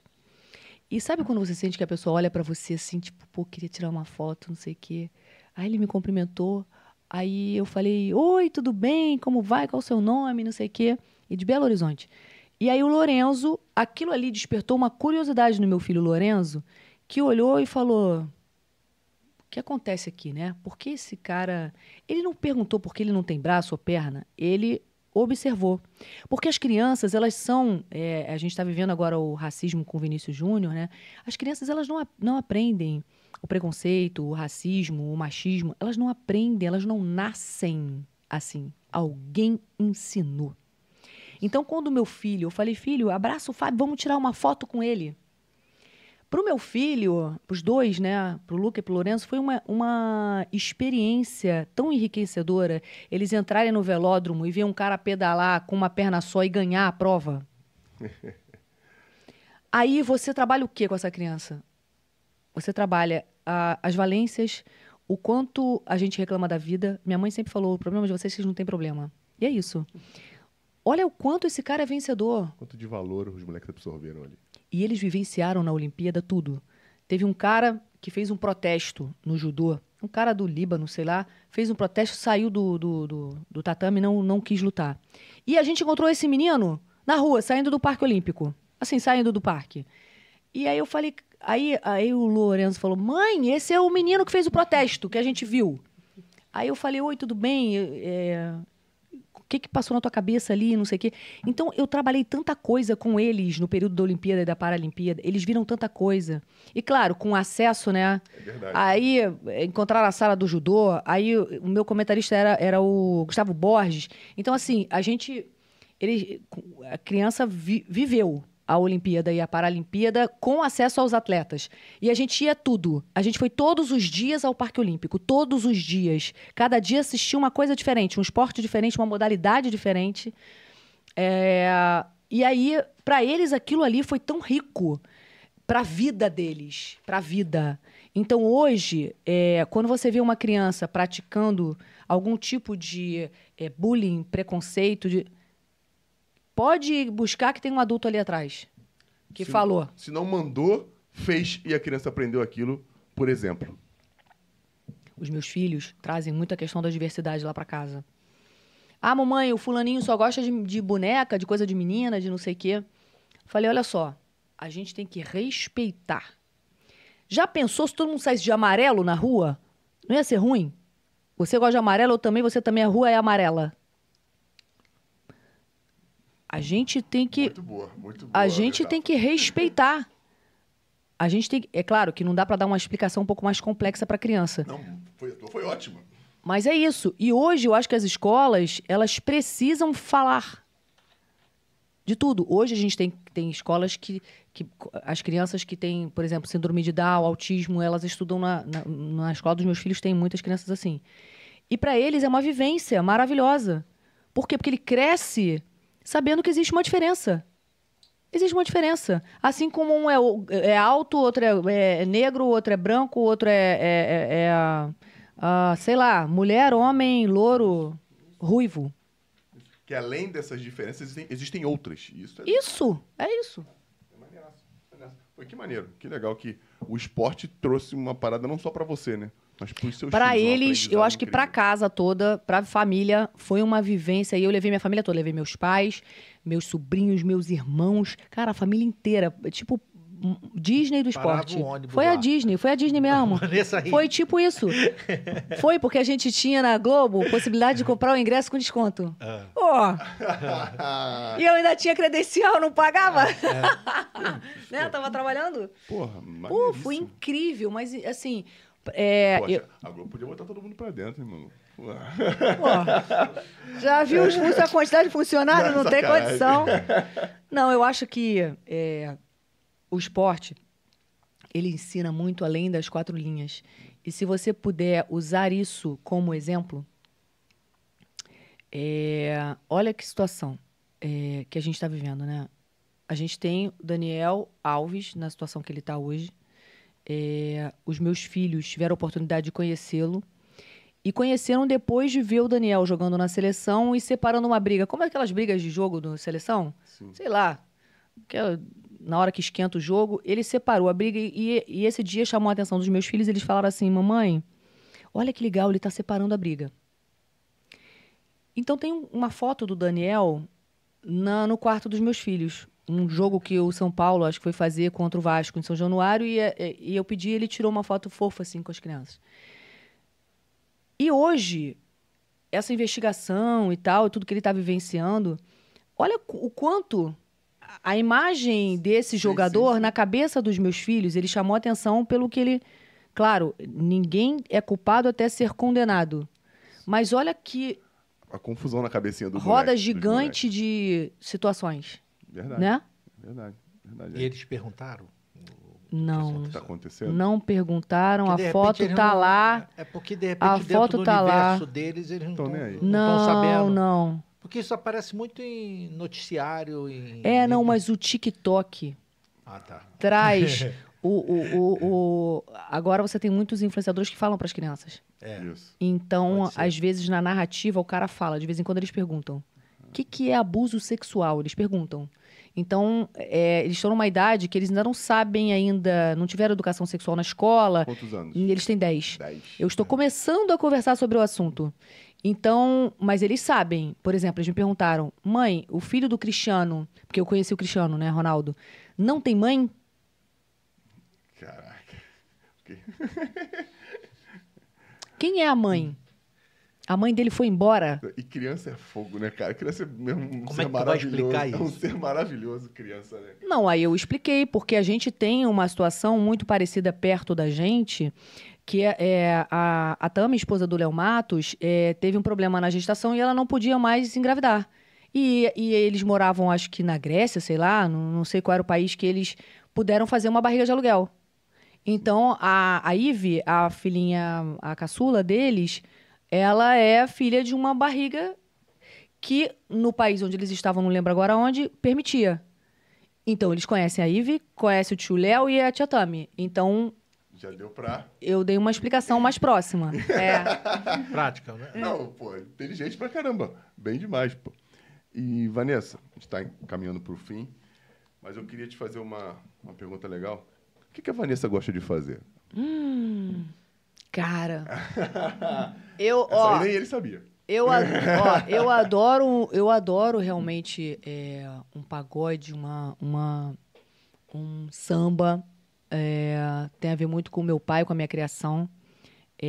Nossa, a música para mim ela é transformadora. Então, quando eu era solteira, por exemplo, eu ia muito aos shows do Exalta, eu ia em todos os shows, eu viajava com eles.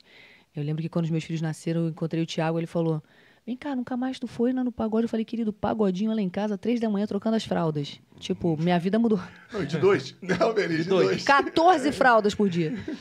E aí, eu gosto muito de, no meu tempo livre, não ter horário, não ter a obrigação de pensar o que eu vou fazer. Às vezes eu passo o dia, assim, vendo Netflix. Eu gosto muito de viajar e gosto de não ter horário. Não ter aquele compromisso. Não tô afim de almoçar. Dane-se, não vou almoçar. Vou comer um pão qualquer aqui, um negócio. Não quero. Não tô afim. Eu acho que a vida inteira, quem trabalhou com escala, que é o jornalismo é assim, que você trabalha sábado, domingo, feriado, carnaval, Natal, não ter esse comprometimento mais, e isso a televisão, né? Quando você sai da televisão, você sai dessa escala, é uma libertação que vocês não têm ideia do poder que é isso. O que você vai fazer no final de semana? Se não tiver jogo do Vasco, eu não vou fazer nada. Eu não quero trabalhar no fim de semana. Eu gosto muito de levar os meus filhos nos campeonatos e torcer e dar opinião. Então, eu gravo, eu falo de tática, eu olho o que o adversário fez, não sei o que, olha como é que esse cara joga, olha esse treinamento. Aí eu pego uns vídeos no YouTube, olha o treinamento que o Lorenzo começou como goleiro e depois ele virou zagueiro. E ele é Melhorou, muito... Influência, né? Sai daí, filho. Sai daí. Nem Dá um eu- passo pra frente. Dá Não, um mas passo é pra que frente. é cruel pros pais. Os pais não querem que os filhos sejam goleiros. Eu apoiei, tá? E ele era aquele kamikaze mesmo. A chuteira na cara dele tava nem aí. Já tinha um bom... Já tinha coragem. É um dos mais importantes. Nossa, muito. E o Lorenzo é meio líder, assim. Então, ele é sempre o capitão da equipe. E onde ele chega, ele é o capitão. Então, assim, eu tô chegando num momento decisivo que eu vou ter que pensar... Vou trocar os fins de semana fazendo nada para ir levar a criança na competição lá em não sei lá onde? Vai. Vou. Ó, Não, não eu vai já demorar. respondi, vai. E não vai demorar muito, você tá narrando o jogo dele. Então, não é legal isso? Olha que coisa maravilhosa seria. É Já muito tinha legal, pensado né? Eu pedi... Daqui uns 6 aninhos, você Eu- vai estar narrando o jogo dele. No aniversário deles, eu pedi, quando o Lorenzo agarrava, eu pedi ao Tafarel pra gravar uma mensagem, porque as crianças gritavam, falavam, sai que é sua, Tafarel. As crianças brincavam com ele, né? E eu pedi o Galvão narrou, sai que é sua, Lorenzo. Tá gravadinho, guardadinho. Nossa, que maravilha. O Galvão tá parando, né? Imagina daqui a 10 anos, ó.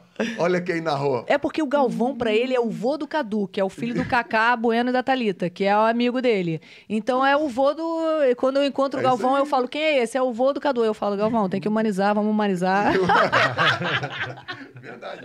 Falando de Tafarel, lembra a seleção? O que tu acha dessa indecisão aí do treinador? Ancelotti? Indecisão não, né? Acho que decidiu que é ele. Então, mas só o que só problema vem em todo junho. é que a gente vai ter que esperar Até junho do ano que vem. um ano, né? Tem De eliminatória, preparação. Copa América, no meio disso, eu acho, não é isso? É isso, né? Acho que 4 jogos de Copa América, de eliminatória. São 8 jogos, né? Acho que são 8 Mas jogos da seleção. será que não tem um acordo para ele meio que tá acompanhando de longe, dar opinião? Não sei. Se tiver, tem que ser por baixo, porque ele tá em, Sim, ele tá em período ele de não trabalho no Real poderia, Madrid, né? ele não poderia. Apesar que antigamente, se eu estiver falando besteira, por favor, me corrija você, faça isso. Acho que era na base que era assim, porque não dava para ser só da seleção. O treinador, ele podia ser ele era do clube e podia Isso aí. trabalhar na seleção do É clube, isso não era aí. assim Era. antigamente? Hoje era. que ele é exclusivo da seleção. É. Enfim. Mas será que vale a pena a gente pagar esse preço? Será que, né, que investimento tão alto é esse? Olha a gente não como sabe. vai ser o julgamento na hora da Copa. Isso. Ele esperou um ano pelo cara e agora... O importante é o seguinte, o Ancelotti, pelo menos, vai poder andar no shopping o dia que perder. Porque ele vai andar lá fora, não vai andar aqui. Nossa, cara. É verdade. Hã? Eu acho que vale. Eu acho que vale que o melhor que a gente tinha... Eu não gostei. Era o melhor que a gente Eu tinha. acho que tem, Ai, tem gente. várias Eu não nuances. gostei. Né? Tem várias nuances. O que você disse? Ou então, eles estão eu vou te dar confiando no Ramon, o que é bom. Isso. Mas Não, olha que situação pro Ramon. Eu vou te dar um exemplo. Mas ele não tem muito a perder. Ó, eu Ele falei só isso. tem a ganhar um eu Ramon porque ele não tem a responsabilidade. mais ele ou não é o menos. treinador Pô, mas da é o seleção. que é? Eu tô sentada aqui na beirinha da cadeira. Eu tô sentada, mas não tô. Eu tô aqui. Não, ele tá ali, coisa. Vai que ele vai arrebentando, vai melhorando, vai crescendo. E Vai daí? gerar o problema. Não, Que não tem problema? Claro que não. O cara tá contratado, acabou. É isso Não, aí. tá contratado. Acabou Só que seu o seguinte, horário, pode ir. Agora entra outro. Mas ele já Vai vai descer pra sair base. direto pra uma outra situação. Bem melhor do que ele Ah, tava sim, hoje. concordo, Pro Ramon Entendeu? é maravilhoso. É. Você vai gente. pegando confiança, vai jogando bem. Até já teve faixa. Não sei se era da família dele, né? Não. Porque tinha umas faixas, ela fica Ramon lá- no jogo. Lá em Barcelona. Não sei Isso, se ele no jogo mandou lá a em Barcelona família pra contra a lá, Guiné. né? Vai É que... isso, ó. é isso. Mas, Anselmo, gente, vamos lembrar do último título mundial do Brasil. Eu falei isso num post no Instagram, Fernandão04 Oficial. Depois a gente vai falar novamente. Segue aí, segue É aí. isso aí. Cara, o Filipão assumiu a seleção um ano antes da Copa de 2002. Ah, estavam falando isso, né? Quem teve um período curto de preparação, que deu certo, e Não- quem teve um não- período não- longo, que deu errado. Não, eu não tô falando que o errado é Não errado. tem uma fórmula. Não, é isso. O errado é errado mesmo se todo mundo estiver fazendo. E o certo é certo Tá mesmo copiando, se tá- ninguém estiver fazendo. Tá copiando o Ximenes, sim. Oi? Não, o dele é diferente. Isso eu falo para meus filhos há muito tempo. O dele é diferente. Por quê? O certo é você contratar o treinador no início, para ele ter o tempo de fazer o trabalho dele. Essa é a forma, entre aspas, correta de ser feito, né? Ele se dedicar à seleção no ciclo, como a gente falava, mais uma palavra da moda. Durante todo o ciclo até a Copa do Mundo. Ok. Mas se esse cara não estiver indo bem e a seleção estiver perigando para se classificar, como teve várias vezes, no meio das eliminatórias, não vão mandar ele embora? É, E vão trazer outro, faltando um ano para a Copa? muito louco, né? Vão. E Mas por que qual que não será a podem linha de esperar o raciocínio? cara? Mas qual é a linha de raciocínio? Do presidente Porque, da CBF? teoricamente, você precisa de tempo para você treinar. O treinador já não tem tempo na seleção, porque para encontrar todo mundo é na data FIFA. É isso aí, concordo com você. É por isso que ele escolheu o Ancelotti. Por quê? Pela habilidade que ele tem de extrair o melhor do cara. Pô, E mas aí tem você... espaço. Eu acho que você coloca uma pressão já em cima dele gigantesca. E ele aceitou, né? Mas eu acho que isso não tá muito... Cara, a vantagem de um estrangeiro como ele, outros devem ter também, mas eu falo dele porque eu sei, do grande relacionamento que ele tem com vários brasileiros Mas que fizeram muito sucesso com ele. é uma quebra de uma barreira que a gente tinha tá aqui no quebrando- Brasil. tá quebrando um A gente é paradigma. pentacampeão, a gente não precisa de ninguém. Só que não. Mas a gente está quebrando também esse preconceito, que é um preconceito que a gente tinha com o restante do mundo, já há muito tempo, né? Desde a Copa de 14. A gente já vem se abrindo mais para o que a gente pode aprender. O que não deveria ter sido diferente disso, né? A gente está aprendendo sempre, independentemente seja com um cara que a gente acha que sabe menos ou não do que a gente. Eu acho que eu penso dessa forma. Mas eu acho que o julgamento vai ser cruel, gente. Se não ganhar, vai, certeza. Porque se demorou para trazer, o cara não teve tempo. Aí esperou um cara pro cara não dar certo. É isso aí, não. Olha só. Vai ser muito, muito cruel. Caraca. Muito cruel mesmo. Achei arriscadíssimo. Eu acho que ele comprou um barulho legal. Pelo menos animado vai ser. Pelo menos animado vai ser. Aposentadoria dos sonhos pra ele. Tipo, sai da Mas eu não tô interessada na aposentadoria dele, eu tô interessada no resultado que a gente vai ter aqui Todo no mundo Brasil. quer saber o que vai acontecer na Copa, né? Olha só, a gente tá perdendo moral Eu nesses também últimos acho anos. isso, desmoralizou Eu o tenho mercado. a impressão que ele vive num clube abaixo a Ó, eu conversei com o Neymar lá no Fui Clear do ano passado, que foi antes da Copa, né? Sim. E aí eu falei, cara, para de ficar ouvindo que o povo fala de você, não sei o quê. E ele falou, cara, eu tô extremamente focado pra fazer o negócio dar certo. Né? Parou de beber, não sei o quê. Ele sabe, o Neymar sabe, e antes da Copa, a discussão era quem vai encerrar sua carreira sem uma Copa do Mundo? O Cristiano, o Messi ou o Neymar? Né? O Neymar tem um pouco mais de tempo, ainda talvez tenha mais uma Copa do Mundo. Mas o Cristiano e o Messi a gente sabia que não. Eles têm bola de ouro. O Neymar não tem nem a Copa nem a bola de ouro. Então, olha que situação ele está hoje. E ele estava muito focado para que a Copa desse certo e que as coisas acontecessem. Ele estava. Então, assim, eu lamentei profundamente o que aconteceu. Todo Porque eu mundo acho que sentiu. o Neymar merece. Todo mundo estava acreditando muito nessa Copa de 22. A gente aqui no Storycast, todo mundo, a galera que vinha aqui também, estava acreditando muito. Mas não depende só dele. A gente espera muito dele, a gente foca muito nele, que é a grande estrela que trouxe para si esse brilho por méritos próprios. Mas eu não estou julgando ninguém, longe de mim fazer isso. Mas é toda uma constelação, né? É toda uma Então, qual é atmosfera, o né? segredo? Por que deu certo nos últimos 5 títulos? O que essas seleções, essas 5 seleções tinham que as outras não tinham? Por que você tem um Roberto Dinamite, um Zico que terminam a carreira sem uma Copa?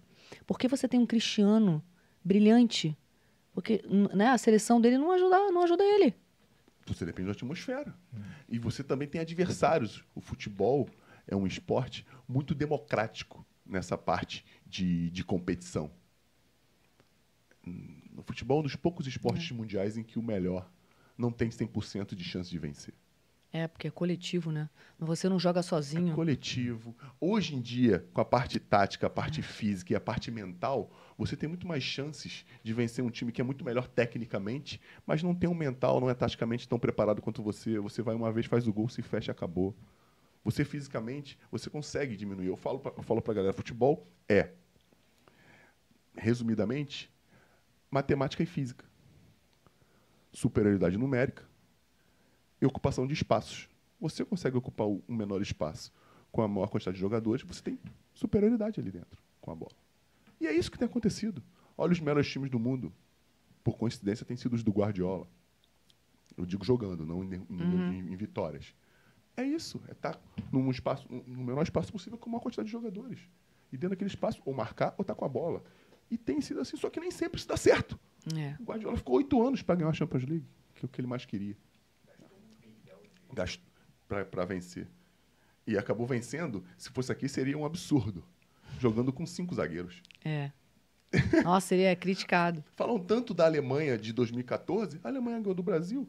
Aqui seria com 4 zagueiros e 3 volantes. É verdade. Porque Schweinsteiger, Khedira e Kroos são volantes. Para nós. Para eles são meias. Tudo depende da narrativa, de como se fala, de como se vê. Por quê? É legal a gente botar a galera para pensar dessa forma, porque a gente está acostumado, a gente está enviesado. A gente aqui é muito enviesado para coisas que nos confortam. Agora vem a pergunta para você.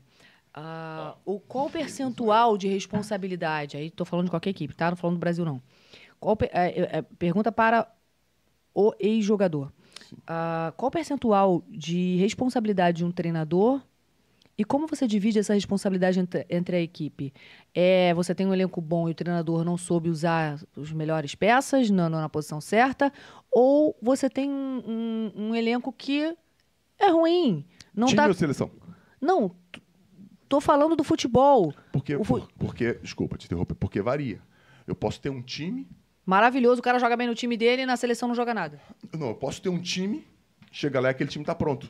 Não fui eu que escolhi. Entendi. Montado, já é um sucesso, eu só vim aqui para orquestrar. Ou ele já tem muitas deficiências, eu tenho que tentar consertar essas deficiências. É diferente. Ou eu chegar numa seleção e convocar aquela seleção. O Alex falou uma coisa... Mas aí você tá me dizendo que o time joga sozinho sem o treinador. O time é tão bom que... Não, eu não disse isso. Eu disse que se um time já tá completo, você é a presidente, Vanessa, fez o time do Vasco da Gama e me contratou para ser o treinador. Tá tudo pronto. Eu chego lá para resolver. Não sei quem são os jogadores. Eu chego lá para resolver.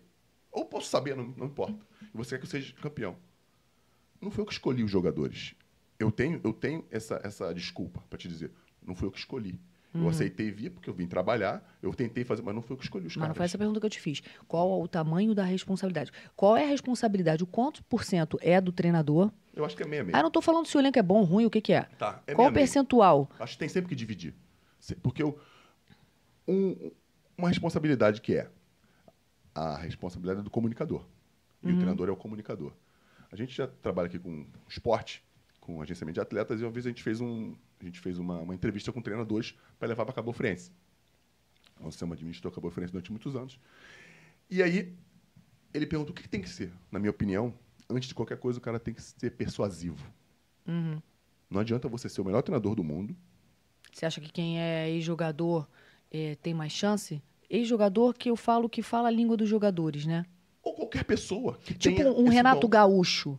Perfeito. Ele fala a língua... Perfeito. O Renato, ele consegue passar para os jogadores o que ele quer da forma que os caras estão acostumados a ouvir. Ele fala a língua dos É jogadores. muito mais fácil.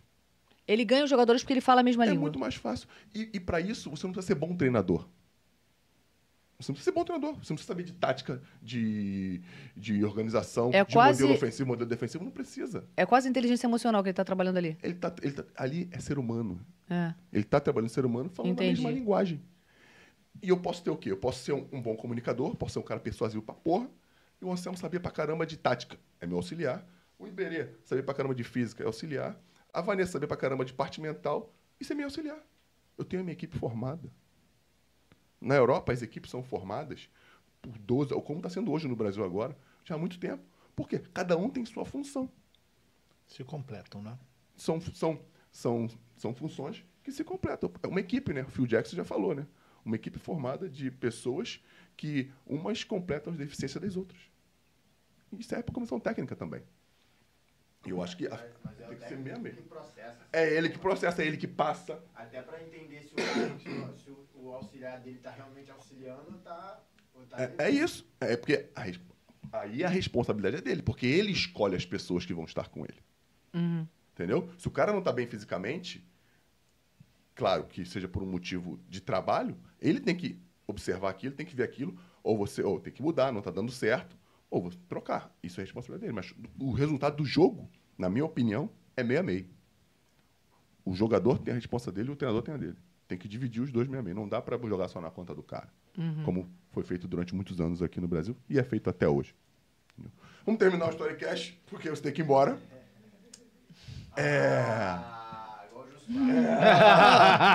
A primeira vez que gente isso fizeram... esquece da primeiro hora. que fez isso. A primeira Mas a vez gente que isso esquece aconteceu. da hora mesmo. 80 e quantos episódios? 90, primeira vez que ele fez. 90 e pouco, o cara que mais... Assim, eu amo futebol é toda a minha vida, mas o cara mais apaixonado que vê, que é louco pro futebol, ele é aqui dentro. Primeira vez que rolou um do Ju aqui. E é botafoguense, nem é vascaíno, tá? Eu acho que... Vai falar corporativismo. Eu acho que o podcast tem isso, né? Se deixar, a gente fica aqui mais 3 horas e a gente teria assunto para mais 3 horas Fácil. aqui. Ainda mais que a gente fala do mesmo assunto, né? Você viveu o futebol há muito tempo, eu vivi, ele viveu. E são... Maiara tá vivendo. E são visões diferentes, né? Cada um na É isso sua aí, você via de função, cima. é. Legal. Temos que É, bater esse mas- papo mais vezes. É verdade, porque eu acho que Faltou tem... pergunta. Eu queria fazer uma pergunta e não fiz. Faz, pô. Não vou fazer. Ah, vai, Não, agora vou fazer, vai. Não, vou fazer, não vou fazer. Não, agora você vai fazer. Agora, isso é bandido de Vila dos Teles. Ele falou isso pra você. Ela não lá sabe nem bem quem é fazer. Vila Sérgio, Tijuca. Claro que eu sei. É? As calças Já jeans, comprou Vilar calça dos Que Teles. isso? Conheceu o meu principado, hein?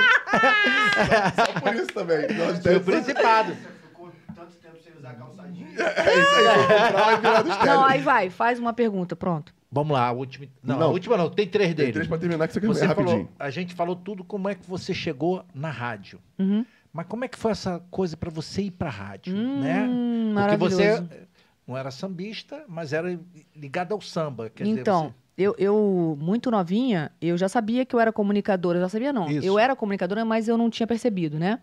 Então, eu fazia sorteio com os cartões de Natal do meu pai, fingindo que eu era a Xuxa. Eu apresentava o Balão Mágico, que eram os programas que eu assistia na época. E Teu pai era empresário. Tinha... meu pai era dono de supermercado.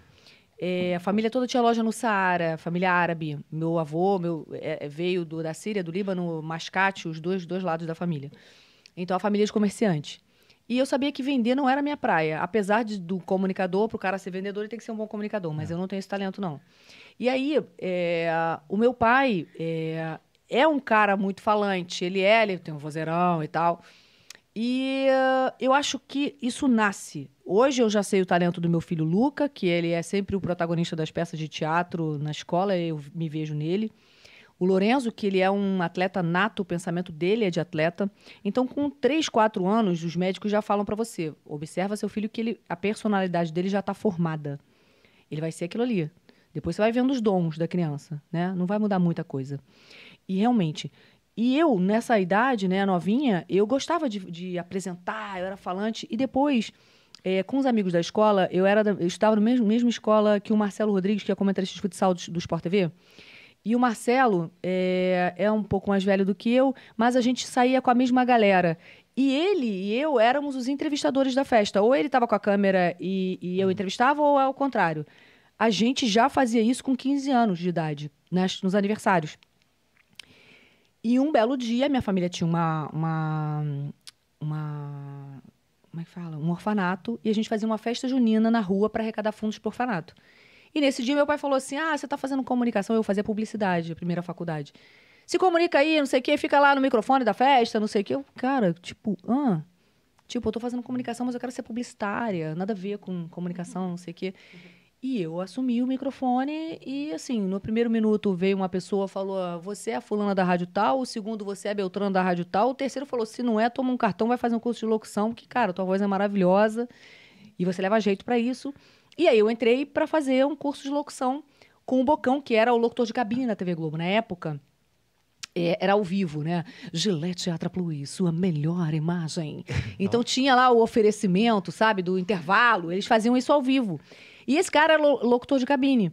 E aí eu fiz o curso e entrei na primeira rádio, que era uma rádio universitária. Entrei nessa rádio, dali eu fui para Jovem Pan, Rádio Cidade, Jovem Pan e TV Globo. Foi assim, tum. E muito apaixonada pelo que eu faço. Eu nasci para fazer isso. Eu acho que... E o meu pai não me encorajou na época. Meu pai falava assim, esse negócio de rádio não dá dinheiro, não, vem trabalhar comigo na loja. Graças a Deus eu segui meus sonhos. Sigam os seus sonhos. Porque você trabalha com amor no feriado, não tem horário, escala do caramba. Quem faz o que gosta E você se faz diverte. o que você ama. Isso aí. Gente, quer me ver feliz é me meter no meio da confusão, aquelas coberturas de 17 horas ao vivo. Adoro. Que maneiro. Adoro. Por isso que ele tá aqui. Viu? Congratulations. Co-host. E dentro dessa tua carreira, acho que para lembrar você já disse, mas eu vou perguntar de novo, é de praxe. Um dia para esquecer.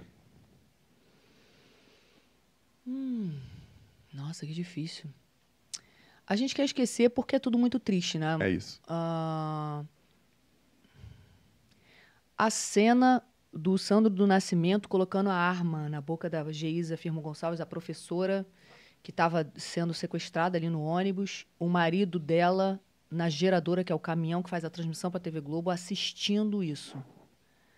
E depois eu tive que ir para a porta do hospital para constatar que ela tinha morrido.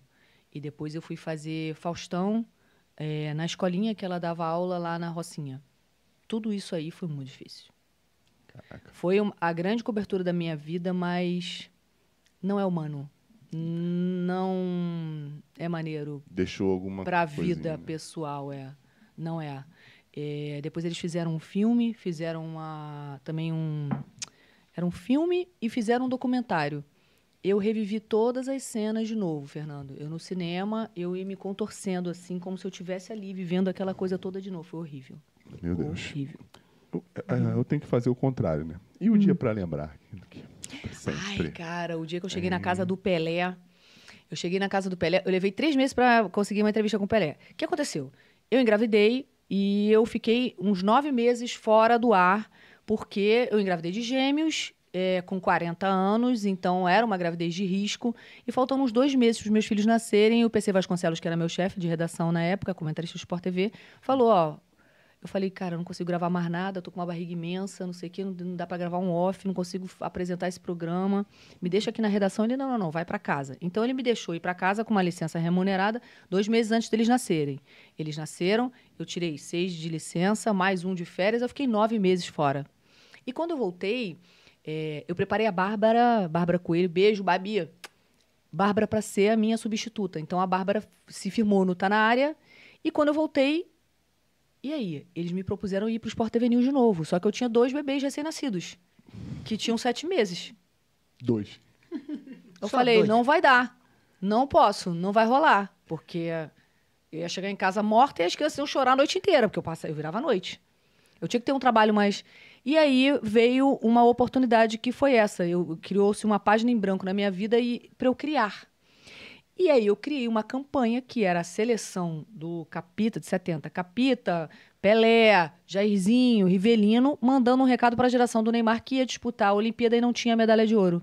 Isso você teve a ideia? Eu tive ideia. Convenci o presidente da CBF, o Dunga era o treinador, aí o Dunga falou, mas eu quero ver você arrancar a emoção desses meninos, eles estão treinados, Gabigol, Gabriel Jesus, não sei o que, eles não se emocionam, não se contagiam. Tá bom, Dunga, deixa comigo. Vou botar o Pelé falando, o Capita falando, essa galera vai fazer eles chorarem. E o que era a campanha? E aí foi fantástico. Eles contavam do orgulho que eles tinham de vestir a amarelinha, porque a gente vinha do 7-1, então o torcedor estava maltratado, e a gente ia ter a Olimpíada no Brasil de novo, depois da Copa. O torcedor não estava maneiro, feliz, amarradão, que legal a Copa. Não, a Olimpíada. Não, eu vim da Copa de 7-1. Eu falei, como é que a gente vai despertar isso no torcedor? E aí foi muito do meu sentimento. E aí eu convenci o Dunga, ele liberou a seleção toda, eu fui lá e gravei com o Pelé, com o Capita, e aí quando eu fui marcar para gravar na casa do Pelé, eu tive que 3 meses para conseguir agendar. E agendei assim, porque eu sou muito cara de pau, gente. Eu liguei pro assessor dele, é Pepe, né, o nome daquele senhorzinho, acho que é Pepe, o senhorzinho que cuidava da carreira dele. E aí eu falei assim, olha, então... É o seguinte, eu tô indo para São Paulo, ele estava em São Paulo. Tô indo para São Paulo essa semana com uma equipe de 15 pessoas. Não dá pra gente aproveitar e gravar o Pelé, não? Porque já é uma galera, não sei o quê. Assim, tipo, tava indo para São Paulo coisa nenhuma, era tudo mentira. Bom demais. Aí ele meia-noite, ele respondeu. 00:01 eu mandei pro meu chefe, temos o Pelé. Ele, você é louca, como é que você conseguiu, não sei o quê. E o outro chefe, meu diretor-geral do Sport TV, como é que você convenceu o Dunga a liberar a seleção, o presidente da CBF, não sei o quê. Resumindo. Era uma campanha em que o Pelé mandava um recado falando do orgulho de vestir a camisa. E ele falava, a gente ficava no radinho esperando ser convocado. E isso eu gravava com 3 câmeras, grua, o caramba, 4, trilho, colorização, 15 pessoas na casa do Nada Pelé. como capitalismo. Só que eu boto o pé na casa do Pelé, toca meu celular, enfermaria da escola, Caraca, maluco. Teu filho com febre, Luca com febre, 40 graus, juro. Eu falei, o que eu posso fazer? Estou em São Paulo, na porta da casa do Pelé. Eu esperei 3 meses por essa oportunidade. Mãe, o Luca tá com febre, vai na escola, pega ele, resolve e não me liga. Entreguei para alguém que eu confiava. É isso aí. Ela resolveu, e aí eu entro na casa do Pelé, e aí eu tava ali me maquiando, me arrumando, ele tava dando uma coletiva que ele tinha operado o quadril, e todo mundo, aquele séquito, aquela galera, tudo montado, um circo, né, armado. E aí eu falei, cara, eu assim, maquiando, pensando, olhando as perguntas, estudando, cabeça baixa, aí de repente eu falei, cara, eu vou fazer um xixi rapidinho, né? Porque, pô, pra dar tempo pra ele chegar, eu vou estar pronta. Quando eu levantei e dei de cara com ele, eu fiquei, caraca, cara, tô na casa do Pelé, irmão, o que que é isso? Ele gravou um vídeo pros meus filhos, Luke Lourenço obedece a mamãe, não sei o quê. Assinou 6 camisas. Não, cara, ele foi, sério, ele foi herói ali. E eu, poxa, eu tenho essa lembrança que pra mim é fantástica. Maravilha. Rei do futebol. Rei do futebol. Caramba, a gente fala pra cacete. Para terminar, existe, tendo toda a tua experiência da tua vida, de quem você é, uma frase que você colocaria numa camisa para Não. inspirar tanta gente que gosta de você, que, enfim, como nós, né? Como tanta gente está vendo você, eu tô te conhecendo. O Storycast é tão foda por essas e outras. Então foca aqui. Pô. Acreditem nos seus sonhos. Se tiver uma pedra no meio do caminho, desvia dela, não chuta não, que vai ser muito mais fácil. Acredita até o fim que você vai conseguir conquistar o que você sonhou, mas trabalha por isso que não bate na sua porta não cai do céu não, tá? Eu confio em você, faça acontecer. A frase vai ter que ser 3 camisas na cabeça. Não tem problema. Bate à frente e costas. Vanessa, como é que a galera te acha? Maravilha. Como é que a galera te acha? @Vanessa Rich. Vai lá na minha rede social, @Vanessa Rich. E eu tenho 2 projetos, 2 podcasts. Um é onde eu treino as pessoas, eu descubro os talentos. Se chama Resenha Loading, são os meus comentaristas que estão loading, estão em treinamento. Dali saem grandes profissionais que vocês vão conhecer nos grandes players. E o Poder nos Bastidores, que eu faço com a Thalita Galhardo, eu tô indo para lá agora fazer ao vivo. Toda terça-feira, a partir das 5 horas da tarde, ao vivo, a gente faz esse podcast e eu quero você com a gente. Se inscreve no canal, vai. Aciona o sininho para que você receba todas as notificações. E segue aqui também, porque eu gostei, gente. Não, adorei legal pra participar. caramba. E como é que... Quer perguntar alguma coisa pra ela? Não. Melhor não, que ela tem hora. Tá atrasado. Tá aqui, 14 minutos. Você. Redes sociais. Isso. Conteúdo visual, Patrick Liberato. Conteúdo visual, Patrick Liberato, sempre fazendo... E você, Maiara? Não, você Eu, não fala, Maiara quem fala é Reis, ele. SB. É isso Com aí. Y, porque ela é chique. Tá aberto, tá? Ela quer ser encontrada. Bora, Iberê. Fala o teu. @Carlos Iberê. @Carlos Iberê. E você? Anselmo Paiva Vida Mansa. Anselmo Boa Vida Mansa no Instagram. Todo mundo no Que Instagram. vida mansa, hein, maluco? Se um Que dia é ele te essa? encontrar na rua e te chamar de Vida Mansa, ele Que eu não lembrou esqueci teu nome. Ele esqueceu teu nome. Ah, Entendeu? tá. É por isso. Não, mano. Cadê? Eu te olhando. Ele chama todo mundo de Vida Mansa, ele virou Vida Mansa. E ele virou o Vida Mansa, entendeu? Acabou Que eu voltando esqueci, contra ele. não é mentira não. Não, esqueci não, esquece. Esqueci. Eu falo assim, amigo, que saudade! E Mas ele- todo mundo acaba me chamando de Vida de Vida Mansa. Mansa, por causa porque disso. chama todo mundo. Ah, eles entendi. chamam ele, entendeu? E pra encontrar o Storycast, galera, @Storycast em qualquer lugar que você colocar, Quai, TikTok, Facebook, Instagram, sei lá, páginas amarelas, Storycast. @Storycast. Páginas STO. amarelas da tua época. Muito da Eu minha nem época. sei o que é Não, isso. eu nem tinha telefone na época que tinha páginas amarelas. STORICAST, Storycast. Vai lá, que tem muita coisa legal, como esse papo maravilhoso que a gente teve com a Vanessa aqui. Adorei. Não, cara, assim, sem palavras. Você não sabe a credibilidade que você dá pra nós, vindo aqui, falando, enfim, contando a sua história. Porque outras pessoas do sarrafo, né, que você ocupa também vão perceber que o Storycast é um lugar acolhedor e recebe pessoas de um jeito muito legal. E para me Obrigada. encontrar é @Fernandão04oficial. Vai lá, que também tem um monte de coisa legal para vocês. E muito obrigado a vocês aqui, sempre maravilhoso. Pô, cara, ó. Beijo, até a próxima, não tem galera. como- Adorei. A gente não tem como Obrigada. agradecer tudo que você fez por nós. Prazer, prazer. Valeu mesmo. Adorei. Um beijo, galera. Vamos!